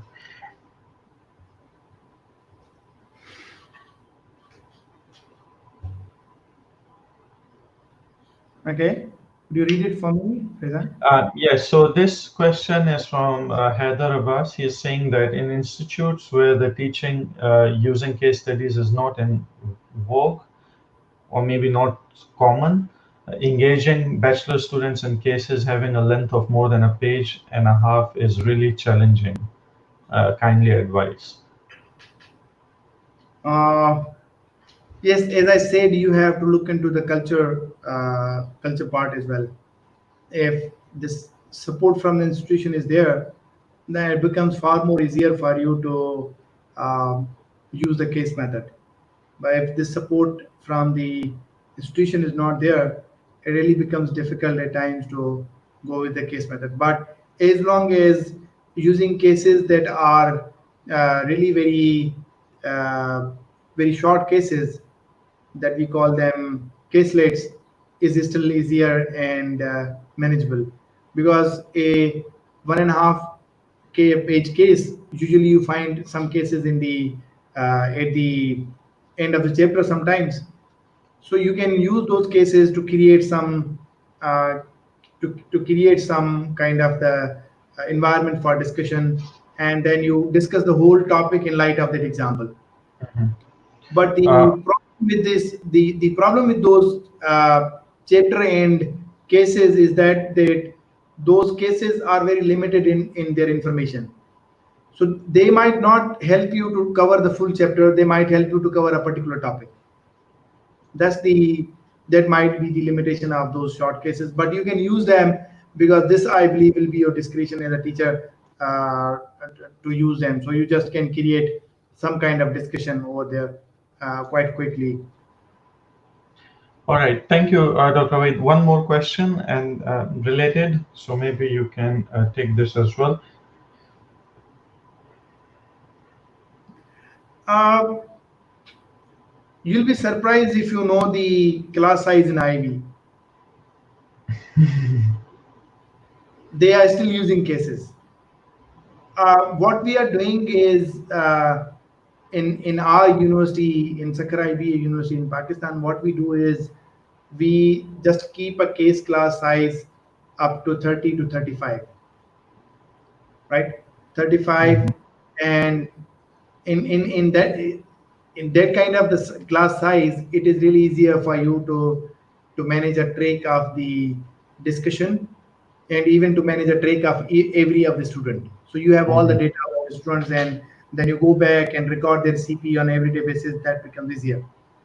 But when I was we were doing some trainings with the IB faculty, and when they were telling me that they're using really big classes, their participants are really uh, too big usually in a case class. So I was wondering how are they doing it, because one of the challenges is how much time can you allocate to each of the student to participate. It becomes at times very difficult. Uh, but maybe the other thing is, maybe they have a different level of the student. Uh, their state schools are far more better than maybe the ordinary schools, so maybe they can still manage it. But managing a larger class size is extremely difficult. So one Mhm. way is, you might be you might be then dividing the class into different teams and then discussing with them separately, or giving them some kind of task like that. Some people use some kind of presentation methods. They give those presentations and divide them into the groups and ask them to come bring up their analysis, and then they discuss. So there are ways to do that. All right. But Thank you, Dr. Wahid. Two more very quick questions that come up. One, obviously, you can answer faster. The other one might take a little bit time. This one is about how can you ensure the class participation of students?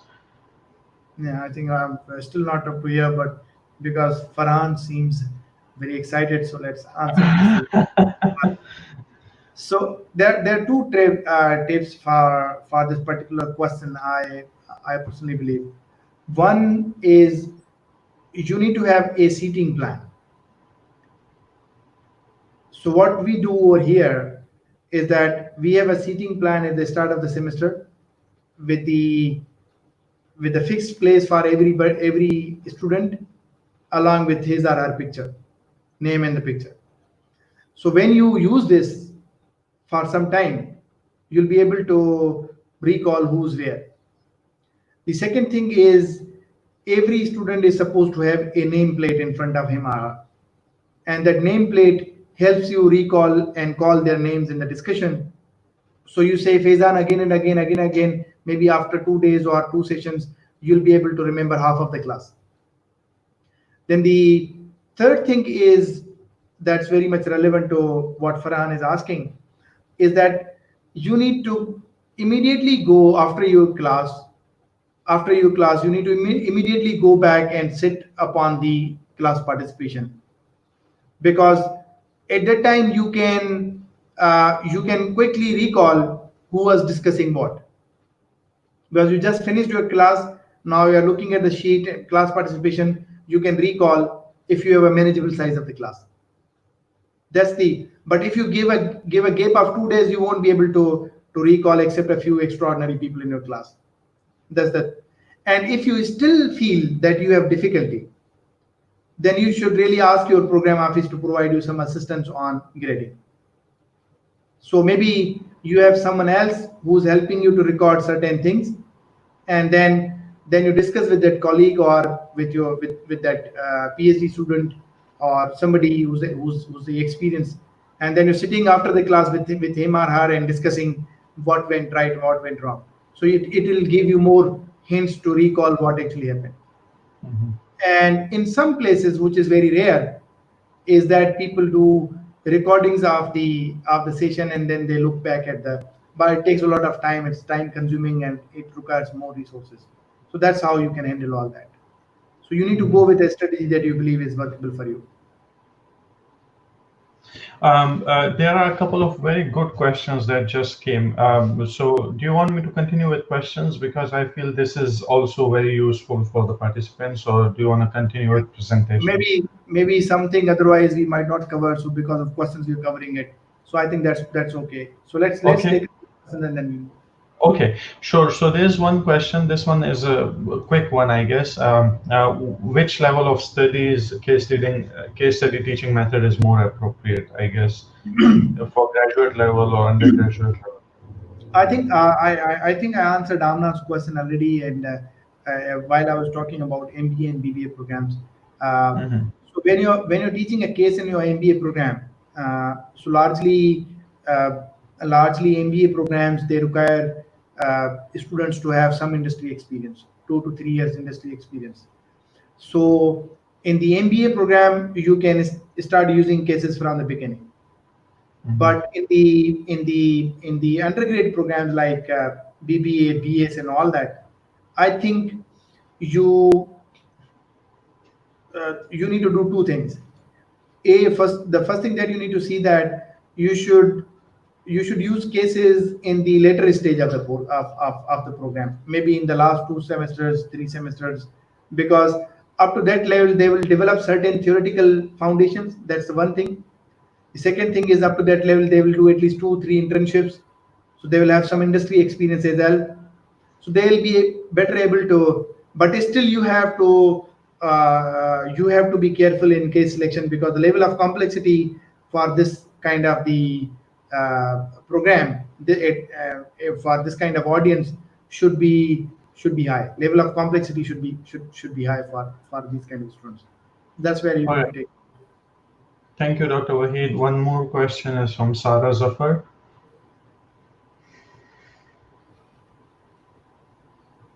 Uh, is it a good idea to cover one case study in one lecture class, or we can take it to two classes?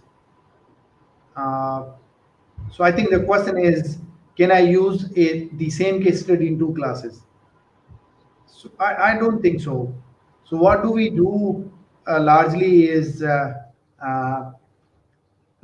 you can maybe increase the time for the discussion in your class, but try to cover a case study in a given class. That will be, because then you will be able to, because the problem is you use a board and you develop the whole story on and you have a board plan.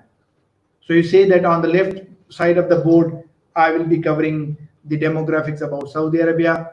On the second board, I'll be covering the key facts about the protagonist, the guy who's going to make the sales. On the second part of the board, I'll cover some information about the competitor and the industry. And on the next segment, I'll cover some information about the let's say hospitals and the market.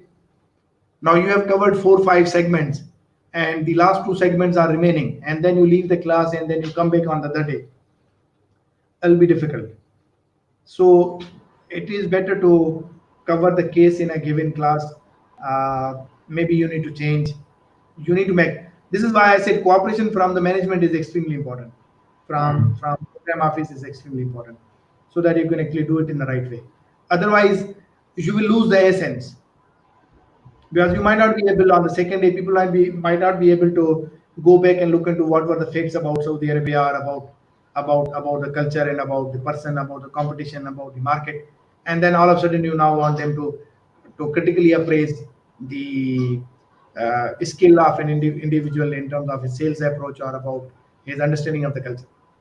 mm. So it's better to, so Uh, that's what you know. Okay, Dr. Wahid, I have a question of my own. There's one comment obviously about what you just said, and that is it's also important for the teacher to have some skills of time management and, taking the discussion to a certain point or whatever. But one other question that I had was, in your experience, because you've done this for such a long time, right? Is it a good idea to use cases where students have some sort of a background information about the organization or about the culture versus something completely new? Because you also have to think about the learning, right? So let's say if I'm doing a case study in Pakistan and I want to take Nirala sweets, maybe in Pakistan many people know it, right? So it's easier. They have some background information or whatever. But if I bring Nirala sweets to US, pretty much nobody knows it. So then they have to dig information about Nirala sweets from the case, from outside, sources or whatever. What is your take on this? I think when you're writing a case, this again depends on your writing skill. When you're writing a case, you should understand that you're not writing this for your BBA class in Sakai IPA. When you're writing it, you should know that this case can be used by somebody in India, in England, in Canada, in Australia, or in Middle East, anywhere. And these students will certainly have no idea about the culture and the industry. And so when you write it, you have to be careful that you write it in a way that it gives all necessary information that will be required for making the analysis. See, so that is one of the thing. But when you're using cases, for example, when I we wrote a case on Taj Corporation, that's very local company, a small company. They started with fuel stations, and then they have now moved towards some other side of the business. So interestingly, one of the protagonists was our ex student. And when we wrote the case, and I was teaching in the class, so some of the students knew the person and the organization. So when they know about it, they are more excited to discuss and comment. One of the limitation is when they know about it, they might use their assumptions.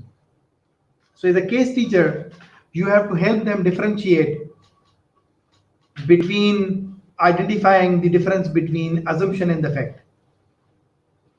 So when my class participants, they say I think he should do this, I'll say I won't take this answer. So tell me something that you are sure about, because I'm not. So if then they'll say he should go for this, she should go for this, and then they'll have to give an explanation based upon the facts. So I think that's how it works. All Percent. right, thank you, Dr. White. Last question I'll take now, and then we can leave some questions for the later, which I think is a good question as well. Using case studies in courses like marketing management and HRM is easier. Do you think using case study method can be beneficial in courses like finance and international trade and business? Extremely beneficial, extremely useful, extremely relevant. Uh, if you go back on YouTube and just search about Darden, they have a very specific portfolio on the cases related to finance, accounting, and international trade business. They're extremely relevant. What one of the challenges that you have when you're teaching a case in a finance class is that students are supposed to do a lot of calculations as well. So then you have to come up with a strategy that you might do some basic calculations yourself, bring them up into the Excel, because you want to take them, because your objective now is not to teach them how to do those calculations. Your objective is to how to use that information for decision making and relate and make sense out of this information. You see, objective is this is the higher order learning. Mhm. These calculations they already learned in the undergrad program. So you have to, so maybe then you can, other ways you can ask them to do these calculations at their own as an assignment, and then they can send you so that you can verify if there are any problems with the calculations, so that later on in your classroom you use that calculation as a base for discussion. So if you just give all your time in the case study class, do all those calculations, then you're just taking them back towards the undergrad class where you're teaching them how to do certain calculations. Okay, let's All move on. right. Yes, let's move on. Thank you, Dr. White. Okay, I have a couple of other slides too, and we're talking about how to prepare for teaching by case method. And we said you have to organize the flow of exploration, right? And I gave this example related to postures and transitions. They are extremely important, especially when you're making transitions from one topic to another topic. So you were discussing, let's say, the culture part, and now you want them to move from culture to the decision making part, and people still want to stay into that culture part. And sometimes you're discussing the, you will also realize when you start teaching that sometimes you're, when you have crossed one pastor and you have made a transition from one pastor to another, you already talked about the culture and now you're talking about decision. Somebody might still bring in culture. So this is the challenge for you to handle discussion. This is why I was saying at the beginning that one of the core requirement of a case teacher is to be a good listener. That you know this person means that if I am going to probe into this, it means he or she is going to take me back towards the pasture that we already covered. So you have to keep that in mind. That is extremely important. Uh, Again, this is also something that is important, that you need to know students backgrounds, their current performance, because when you are executing discussion and you know that you have got somebody in your class who have spent 5 years in a financial firm, and when it came to get some kind of the opinion, some kind of the decision, so you can use their background and then bring in some kind of the analysis over there. So what do you do is you review the students profiles before you start teaching in that particular semester, and you should also know their current performance. So one way in the, this is why I said the organization and the program office is a key stakeholder. So what they do is they coordinate with the past semester faculty, they prepare the comprehensive performance charts, and then these are handed over to the faculty who's going to teach them in the next class, in the next semester, so that you already know that this guy. So now when you look at 3 semesters performance of of a student, you see that this guy has really been doing very well in the numerical classes. However, in the theoretical classes, his participation or her participation is quite very low, and the comments of the instructors regarding. So you identify that this is where you actually have to work. So your student is your key resource. If you know about, the more you know about your students, the more you can leverage that resource. That's extremely important. Now, as we've been discussing, you have to be clear about the use of these tools. Your questions are your tools. So you need to prepare a set of questions that you believe will help you to lead a discussion in a given way. But it's not that just the asking questions, then listening as well, corresponding to what they are saying as well. Your questions, your gestures and postures, your board, when you're writing on the board, the text you use, the arrow you use, the color you use, that gives a different meaning. And even silence. So whatever it takes to trigger and sustain the learning process, you have to use it, because your objective is exploration and discovery. If it takes more postures, more questions, more arrows, you have to use them, because your objective is to capitalize on this and go for the exploration.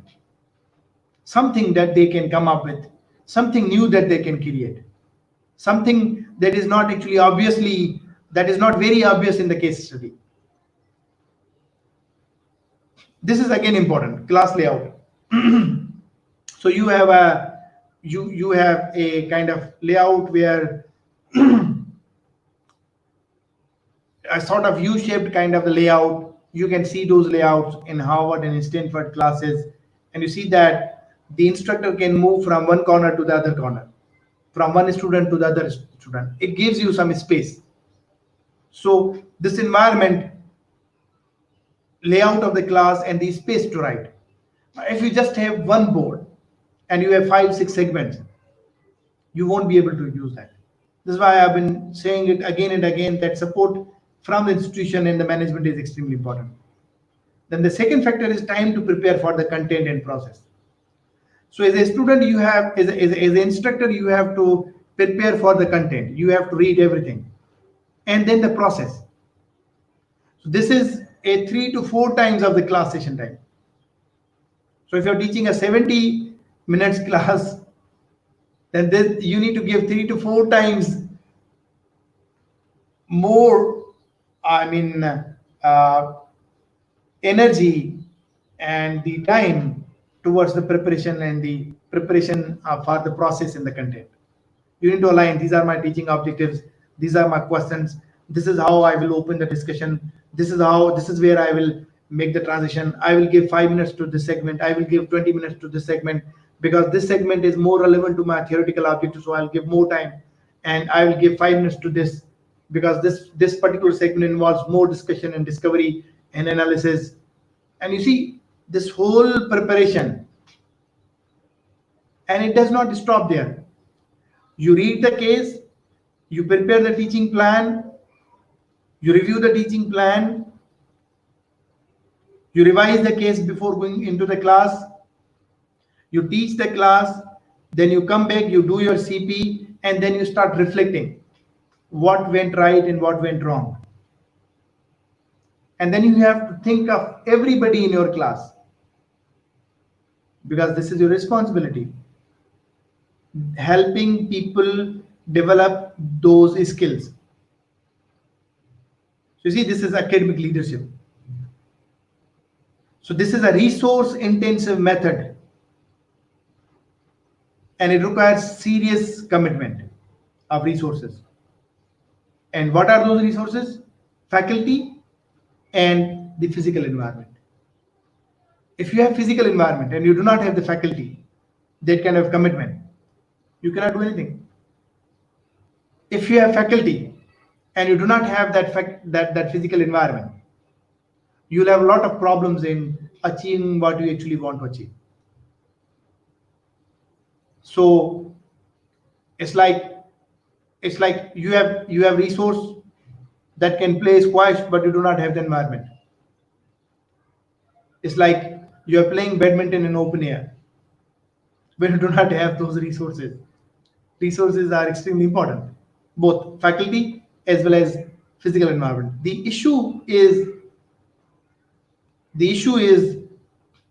the commitment from the individuals, because it requires a lot of time. Now, if your school is committed, then they will prepare a plan, they will give you workload according to that. But if they are not adjusting you, somehow at some point you might get exhausted. The support has to come from the top. So if the faculty is not committed, now one of the issue with in countries like Pakistan is that universities are not willing to invest. Universities are not willing to give these opportunities to their faculty to learn, to attain some kind of the comprehensive program that can help them develop this skill. This is not just one time thing. It takes years to develop this skill, a lot of investment. And this is again unfortunate that many of the institutions, at least in my country, are not willing to invest. So as a result, what is happening is the environment is not changing. We still are using the same methods. Institutions focus. What is the philosophy of the school and objective of the specific academic program? You see, this is an extremely important question. What characteristics are important in our graduates? Now, if your school is not concerned about those characteristics, then it doesn't matter.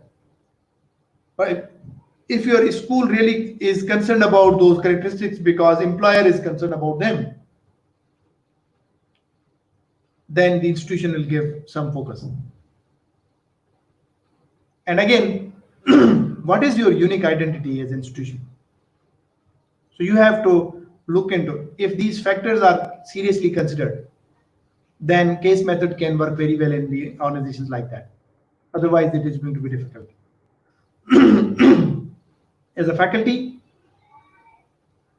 what is my own preparation? Because it requires both academic and industry experience or exposure. Now, again in academia, we have many people who who have come into teaching without having industry experience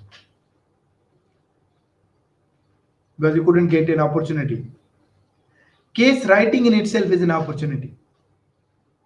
If you're writing cases, visiting a company, you're working very closely with and conducting, let's say, 20, 30 interviews, looking at their mechanisms, decision making, culture, analyzing everything so that you can write very, very well case.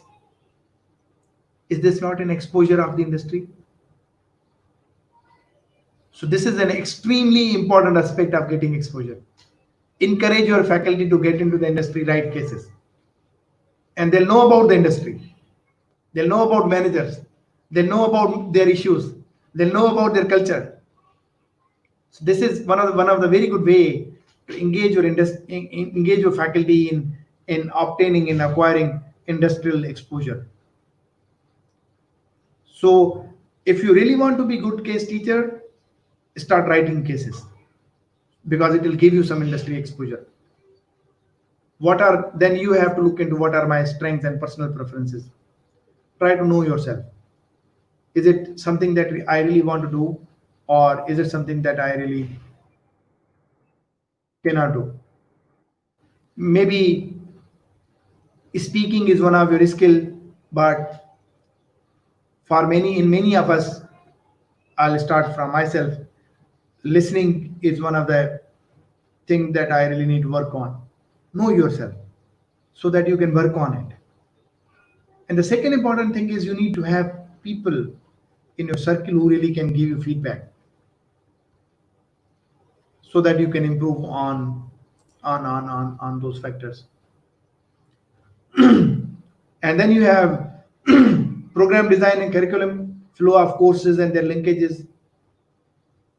You must know what the students know so that you can do something that is in many programs. When something is being repeated, students can tell you this is what we already know. So you have to be careful on this. Faizan, can you give me a second and take some of the Sure, questions sure, sure, sure. to Yes, handle sure, some? sure, sure.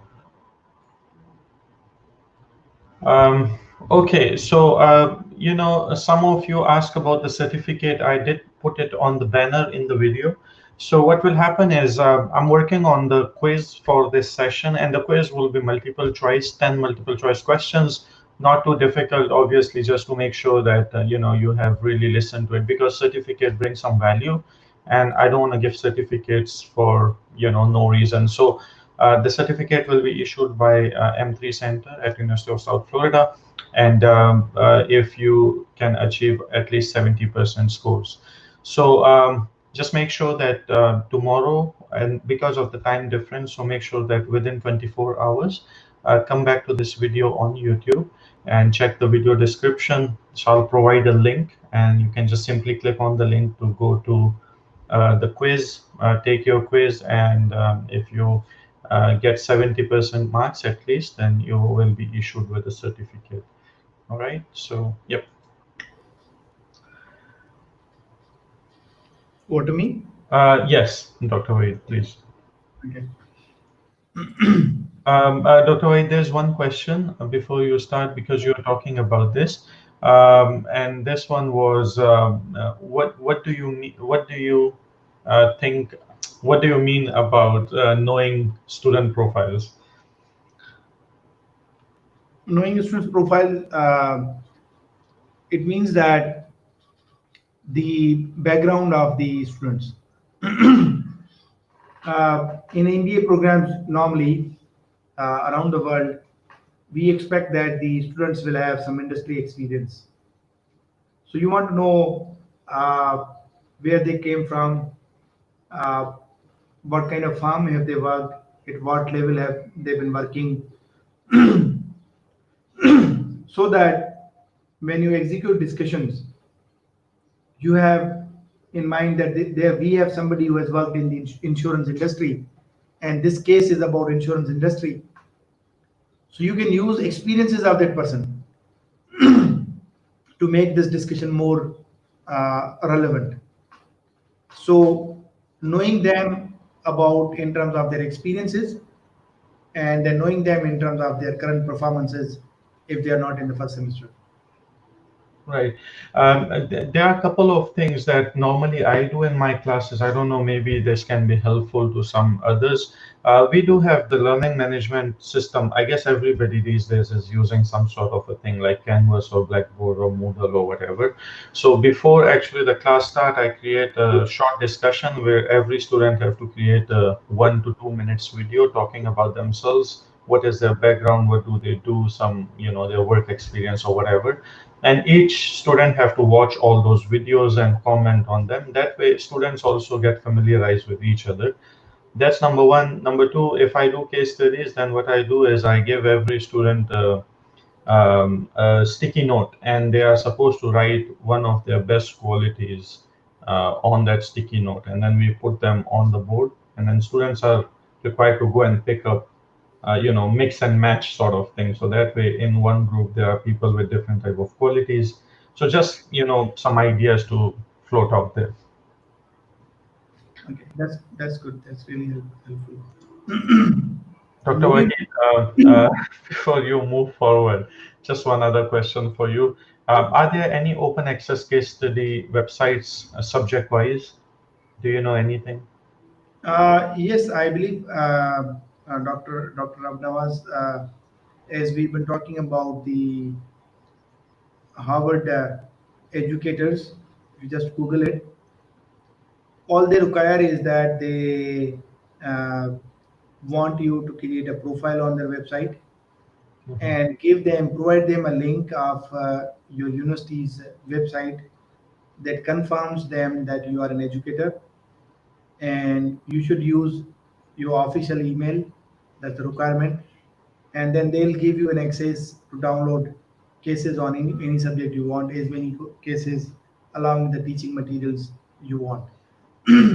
To because Dr. Abnawaz is from Pakistan, so specifically if he's interested in local cases, I would suggest that Lahore University of Management Sciences, uh, called LUMS, they have also made their case resources freely available now. Uh, so you can register same way on website of LUMS, our University of Management Sciences, and download cases free of cost. Uh, in Case Center at IBA, we are still working on this because we up to now we still do not have that big number. We started 3 4 years ago on developing cases, so probably very soon we also plan to come up with such kind of the open access platform, because those cases people can use in the local surroundings. Just because this question is relevant, I just wanted to show that this is one of the book I recently published, and it consists cases from the local industry. I believe this will also be available in the market quite very soon. But I'm not. Uh, if anyone is interested in the local surroundings, they can write me. My email is given in the. I can send you a copy without any charges. I'll try. Dr. Wahid, for your book, I don't know who the publisher is or which channels would it be available on, but if it's going to be available on any online bookstores, you are more than welcome to send me the link, and I'll put it again in the video description. Because right now we also have people listening to you from other countries. Uh, Yes. so if anybody is interested, they can definitely look into the It's book then. printed. It's published by Print Force from the UK. I will Okay. see the further details and let All you know. right. Thank you.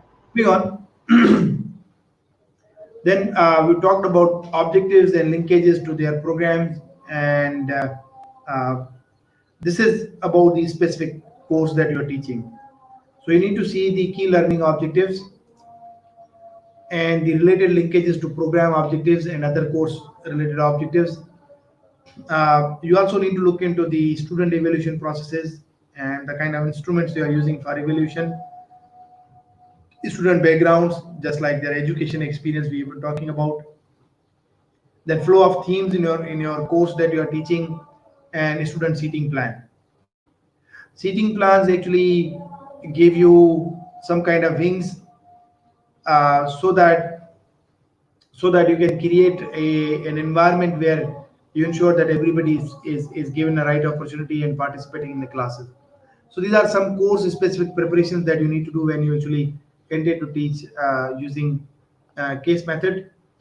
Moving ahead towards the planning part, when you are planning for each session, you have two things that you need to keep in mind. One is called the case study, another is called the reading. So if I am teaching a case study, let's say just like we talked about the Saudi case, and my objective is to teach it in one of the ethics class, then I might give some specific reading, theoretical reading along with the case. So I should be clear that which reading will be relevant, and so that I can give the reading and the case study in advance to my students. Usually in our MBA program, what we do is we prepare the folder, the course folder, well in advance, and share the folder with the students at the start of the semester, so that they already have the materials with them, because otherwise they'll have issues with the photocopying and all that. You also need to have the other supporting materials like videos or websites that you are using for updates. Assignment questions are extremely important. When you're selecting a case that you wish to teach in a class, The when you look into its teaching note, you'll find assignment questions. So it is interesting to it is important to provide those assignment questions to the students in advance because those assignment questions can be used as a guide for the preparation. Teaching objectives the teacher should have it with him or her, because this is what are my teaching objectives, as I have been discussing since the beginning, that the objectives can be broken down into two broad categories: general objectives and specific objectives. With every case, you're trying to improve, help students improve decision making, problem solving, and all those five basic skills. The other objectives are more specific and relevant to the theory that you have. And then you have a teaching plan. So you need to prepare a maybe 3 page, 4 page, 5 page comprehensive plan, which is called a teaching plan. This is in your planning. It's not just that you read the case and you went in the class, and because in your teaching plan, you have your objectives, you have your questions, you prepare a board plan, you prepare segments of discussion, and in every segment of discussion you have set of questions. For example, the first segment of the discussion was about information related to Saudi Arabia, and then you have the set of questions in over there. The second discussion passer, you have the information related to culture, your set of questions, sales approach, set of questions, protagonist profile, set of questions, industry and competition, set of questions, and you use those questions later on while teaching. So what you do is you prepare a very comprehensive teaching plan that is linked with your teaching objectives, and that is a very well timed, because now you know that this is the time proportion that you'll be giving to this segment and to this segment based upon the importance and relevance to the teaching objectives. In your teaching plan, you have these phases or postures, as we've been talking about. You also need to have the questions and calling pattern. Like, for example, somebody was talking about, somebody questioned about the students who are shy and who do not participate. So, one thing that you can do as a case teacher is you can use something called cold calls. That in the beginning of the class, you have set some rule by explicitly telling them or not, because later on people can imagine that you are doing this again and again on random basis. That you start with a case class by a cold call. So you say, okay, this case is about medical equipment. This company operates in the USA. They've placed a young graduate into Saudi Arabia who is supposed to make a sales transition that is equally important, that is extremely important for his career. So, what do you think are the major facts that are important in relation to Saudi setup? And then you actually go specifically to a particular person. When you give these cold calls to people, everybody knows that maybe it is going to be me in the next class. And because of those cold calls, you see, people are always prepared. So how will you be opening your case class with a cold call, and anybody can be the person? Some people, what they do, some teachers, what they do is they observe people in the groups, and they see the one who's well prepared, they usually give a cold call to that person, because this is the stage you need information from somebody that can help you to develop the pitch, right? Then you need to also keep in mind that there is a timing for each segment, because you have 70 minutes for a class, and then you have this tempo, because there's a lot of emotion involved when you will be discussing about about certain issues, right? So you are this is so again you need to know where to use the where to use which student background. This is why you know already about them. You've been observing them. You already have their profiles. You observe them in the learning teams. So you know this is where I will be going to this particular student. So you need to balance participation of students within and across sessions. So it's like a screenplay, a scene focus on sustaining the kind of energy. It's not like you always give an opportunity to three students in the class. So I used to say that when we were in our college and even in our university, our math teachers they used to solve problems on the board, and they were using participation method.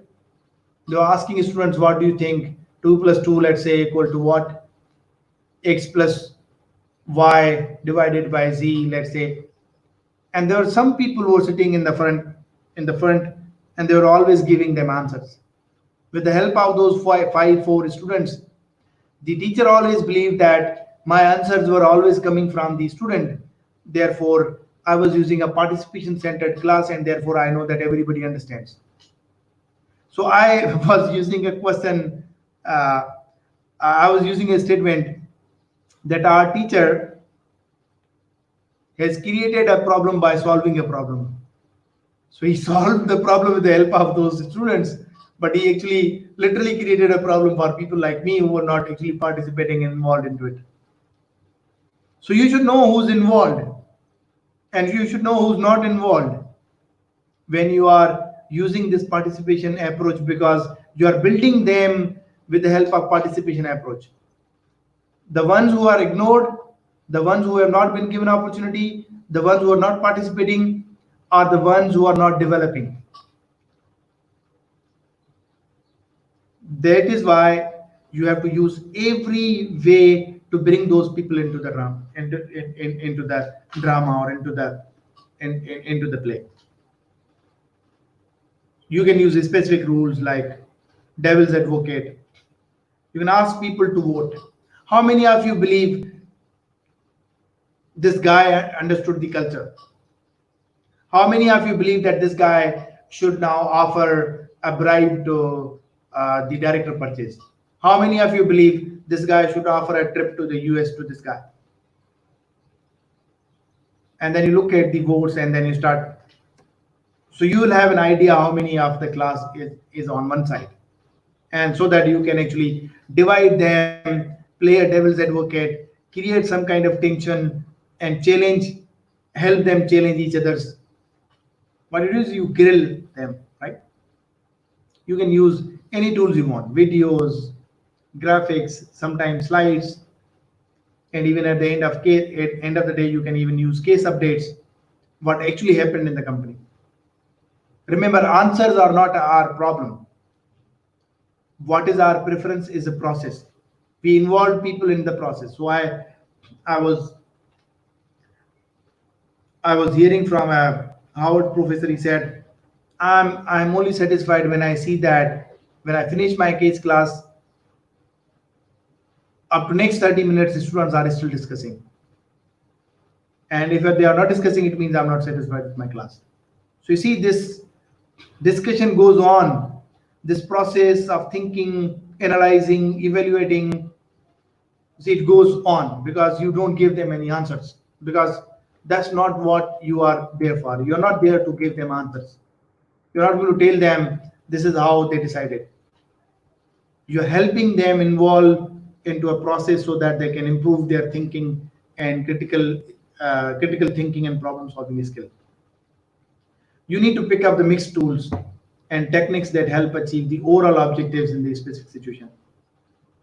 As a case teacher, you should be adaptable and flexible. That is extremely important. Now, there are some special opportunities that you need to use. Now, one other thing is you need to get to know students by checking their professional profiles, design your calling patterns. Who will you be calling? How will you be calling? How will you be opening cases?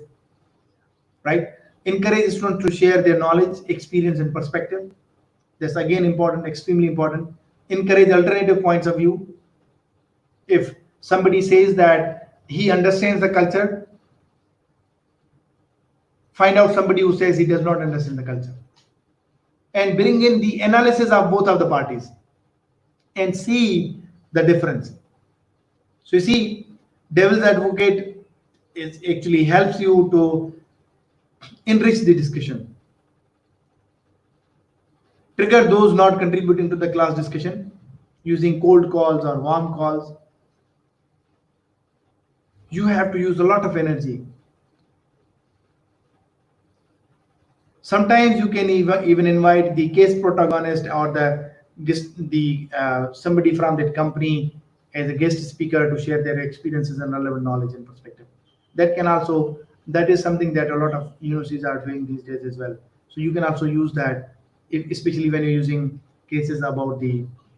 Now let's look at to how do we rate the case discussion. So you can seek takeaways and learnings from the participants and build on them with your own wrap up. But when you're building your own wrap up, you give them feeling that you are building it on the basis of what they are saying. Right? Follow up on the unresolved issues. Right? So maybe you where you end today, you might start next class with that problem. And then you go back to the next case. So you can discuss recent updates, if any. For example, in this case of Saudi Arabia, at the end of the case, you can discuss, you can give them an update what actually company did. So this guy was looking that what should he do? He had some options like he should offer some kind of trip to the company in the US, or he should offer them some kind of bribe. Now, then there were some questions if he's what is the difference between offering a bribe and offering a trip. So you can create some discussion on that. So, but what actually happened, you can find out in the teaching note, and then you can update them in case if you want. That's again always optional.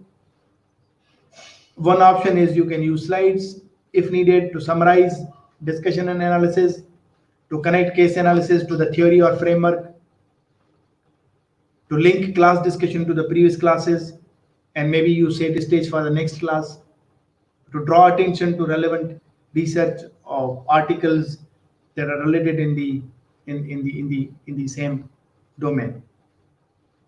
Now this is important that I was talking, and probably this is the last slide, and then we'll talk about some of the pitfalls very quickly. So the post class, you have to reflect about the content and the process. If your objective was to teach some concept related to ethics, you need to now reflect if people have rightly given attention towards the ethical issue or not, or people who are just talking about the sales approach. If your objective was to keep them on the ethical issue and they have just talked about, they have given large part of the time to the sales approach, then you have not achieved your objective. Right? So you need to reflect after the class. Assess student contribution to their learning process. Now this is what was the question of Farhan. It must be done as soon as possible after the class. You can get help from somebody else. I think this is what I've talked about it. Be available to guide and counsel students. Why? Because people have stress. They are not used to with the case method. So when they see that they are not participating, they can clearly see that they are not achieving the CP, the class participation score. This might cause a lot of stress. So you have to counsel and guide them and help them how to be more effective in classroom discussions. As a case teacher, you also need to plan your own development. From the process point of view, as I said, you need to attend workshops, you need to attend observe classes of maybe your colleagues who have experience. You need to develop on the content side, the areas which need more exploration and study. You need to also look into effectiveness of the materials that you used for the class. Maybe by the time you're choosing a case, You chose it because it was the right match because of the learning objectives. But then you find that this case was really very lengthy and people couldn't do it. So you need to review the effectiveness of the materials that you used in a case class, right? As a instructor for case method, you must be committed to your own learning. Teachers must also learn from each session. This is what is universally believed about case method, that in every session you are also learning something. So a few Faizan, a few quick slides about the common pitfalls. So do you want me to stay here and answer some questions, or you want me to move and cover those Um, three? And yeah, maybe we should just finish the common pitfalls, Dr. okay, Wahid, and then I will after do. that, there are some questions that we can take Okay, in that's the fine. end. That's Okay, that's thank you. so one of the things that you need to look into is a case teacher is failing to trust a class, right? So you need to set a contract with the class and try not to over structure the session. Try to give some flexibility. If people, if in your plan you wanted to talk about culture first and then sales approach, and people want to talk about sales approach first, so let's jump it this way. You have to have this flexibility, but this will come by after gaining some experience, because it's a hands-on approach. The more you teach cases in the class, the more you'll be experiencing and doing. But it's not the teaching alone, it's feedback. You should have somebody who can give you feedback. So one of the mistakes that people make is they actually fall back into lecture mode, because we've been lecturing all our lives. We've been lectured all our lives, and then we've been lecturing all our lives. So getting out of lecture mode is extremely difficult. That's that's the second mistake that we do. You don't have to lecture in your case class. Not having enough materials for class session, that's another limitation. So you might take something that is really not enough, and this is what happens when you're using a case from the textbook, because it's not really good for, it might not be enough for a 70 minutes class. And then some teachers, they try to do too much in a single session. So maybe some cases are very complex. For example, in the same case, there is a discussion pastor about sales, there is another discussion pastor about ethics, there is another discussion pastor about culture. Now it is not important that you need to touch everything. You need to look into what are my objectives. So try not to do too many things in a single session, because you have some theoretical objectives, content related objectives that you want to achieve, right? Some people, they are not actually, they don't have that energy. They speak in monotone method. So you see this, when you're going in a case class, you pose questions, you go on into the silent mode, you move, you change your tone. Actually, this brings in energy. This brings in some kind of the, so you don't have to be monotonous, right? So you just don't have to go for calling air hogs. You have to move from one corner to the other corner, from one person to another person, not people sitting in a sequence. So you will talk first and then you'll talk and then you'll talk. It's not like that. There are no rules for that. So because if you give people this feeling that they have started from number one and then their number will come at number 15 after 14 people, they'll be listening to them and developing something. If it's random, everybody is willing, everybody is attentive, everybody is listening, because you want to help them develop their listening skills. So I heard from one of the case teacher uh, in a conference in academy. I think he was from Harvard, and he said If you're listening, if you're leaving my class while I'm speaking, I don't mind it much. But if you're leaving my class when my student is speaking, I'll not tolerate this, because you give this feeling to someone that someone else is not important. Their point of view is not important. The learning comes in case class, the learning comes from discussion. The learning comes from listening to others. So if people are not listening, you are not actually managing the class effectively. This is again another problem, that people are unable to manage the time.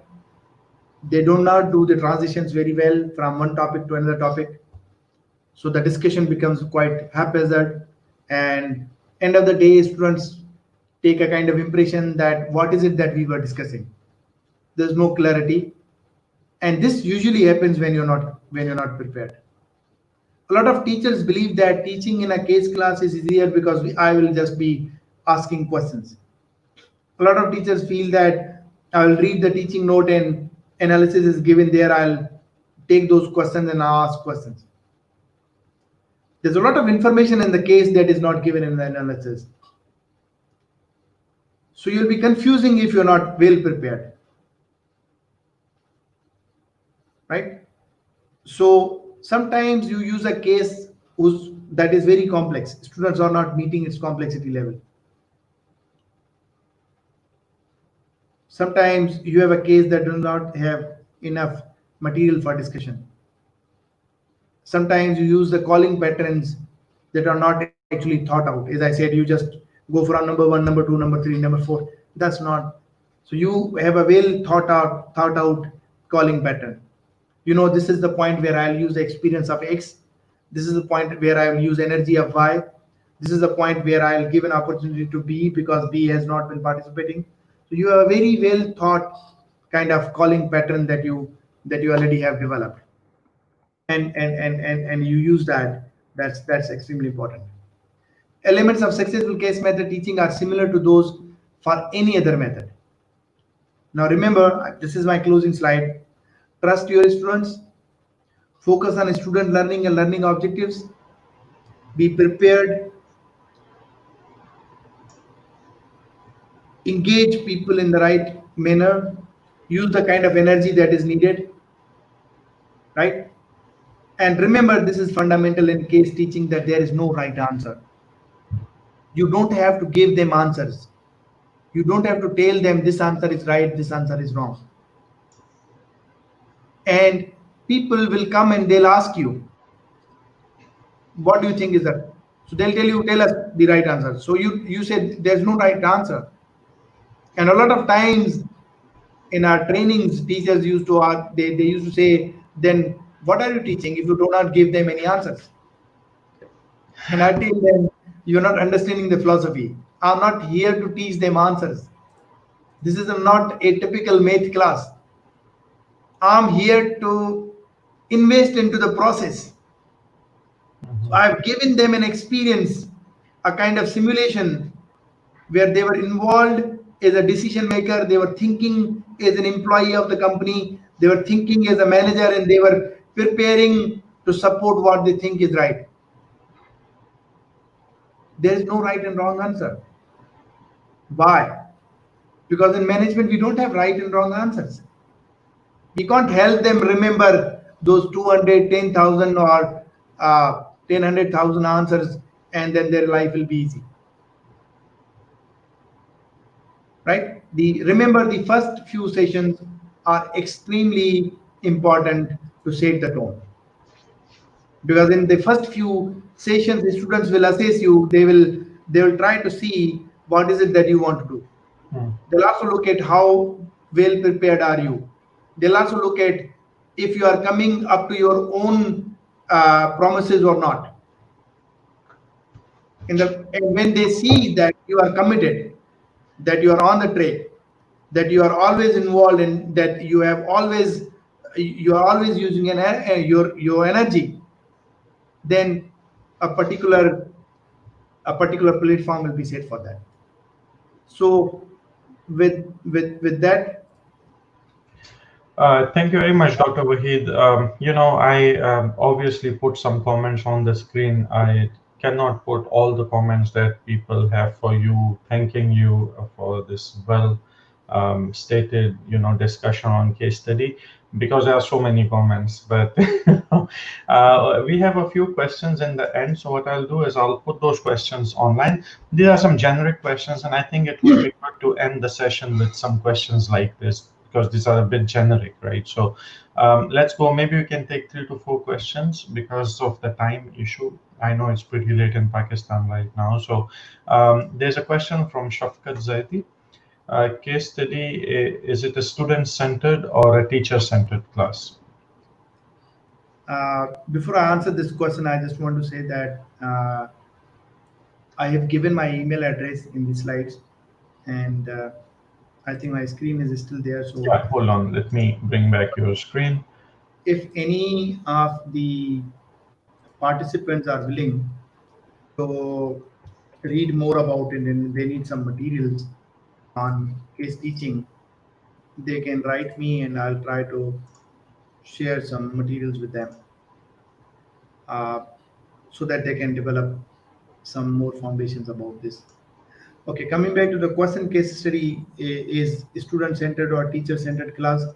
Uh, I think it's a participation centered class where the objective of teacher is uh, helping creating knowledge using his or her questions, and this exploration and everything is actually coming from the students.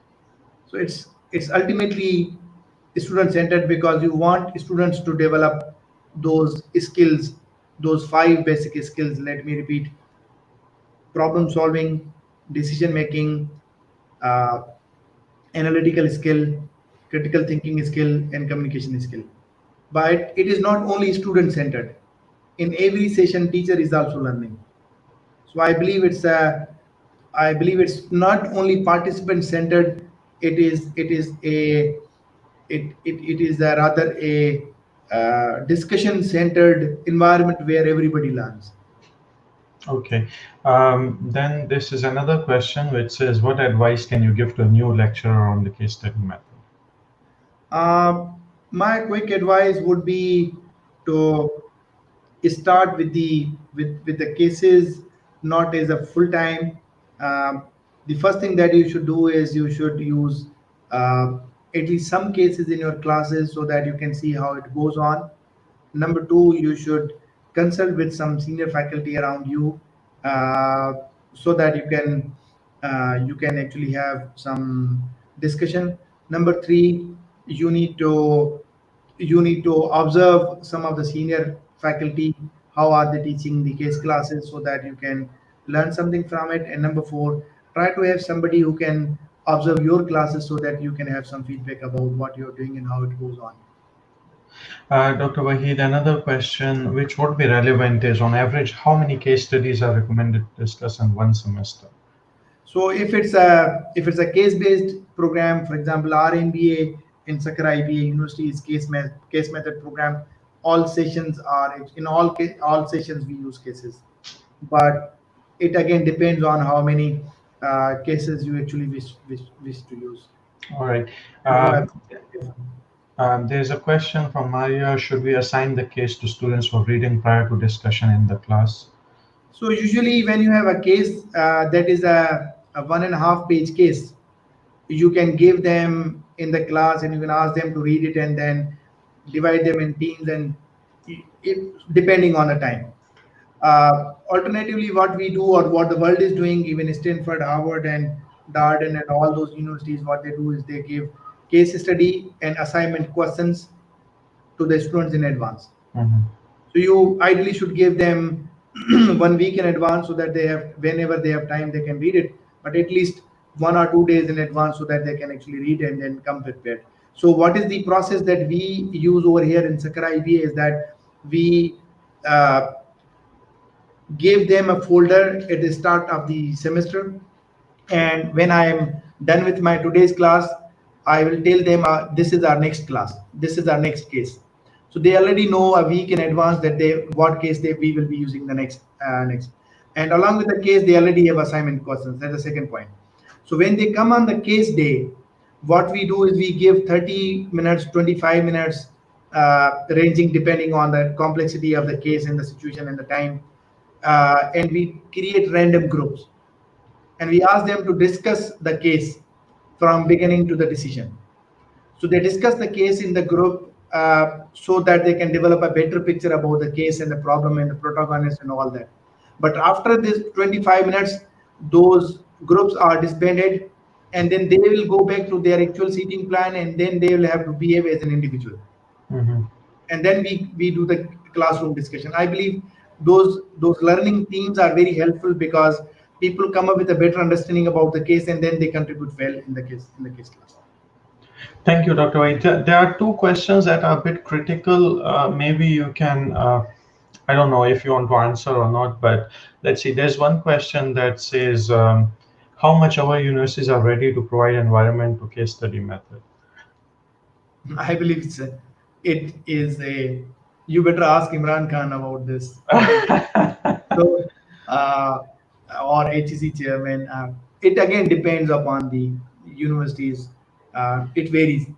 As I said, one of the thing that has from the Pakistan, because I think Farooq is from Pakistan. So one of the good things that has happened in the past few years uh, is that they have created the Higher Education Commission. They have created a body called National Accreditation Committee or body, and that body there are many people from Lahore School of Lahore University of Management Sciences, and now it has become important for them to arrange uh, to use cases. So what I've seen practically, sorry, I'll not name any institution. What I've seen practically that institutions will approach us. There have been many of the institutions have been approaching me. They'll tell me that they want to organize a case study workshop for their faculty because it is requirement of NBAC, Mm, PAC. And so they'll tell me in a way that as if they are not willing to do anything except doing this so that they can show this to the accreditation body.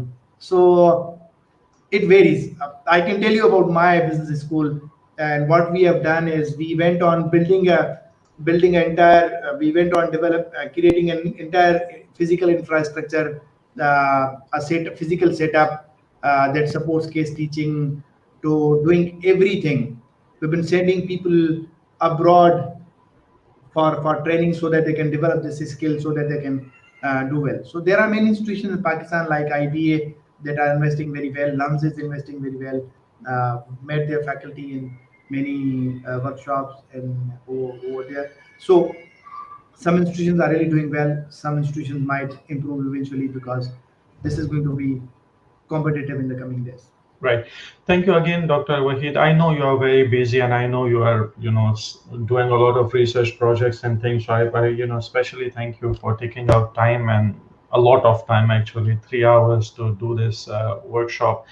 And I believe that the fact that it was quite interactive and we were, taking the questions throughout, it just made it much more valuable to all the attendees and whoever is going to watch it in the future as well. Before I let you go, I have a question that came a couple of times in the chat, like throughout. Many people asked, would it be possible for you to do another workshop in the future to explain how to write case studies? Would it be possible for you to organize another workshop in the future on how to write cases? It's my question from you, Faizan.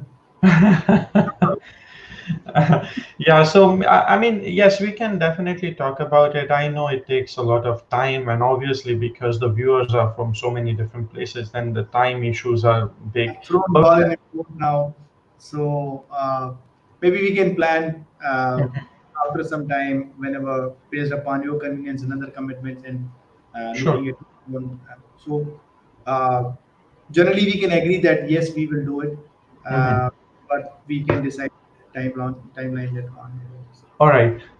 Thank you again so much, Dr. Wahid. Thank you to all the people who attended, and the attendance and the session was pretty consistent. So, some people dropped, some people came, but it was pretty consistent. I hope that people have learned something from it.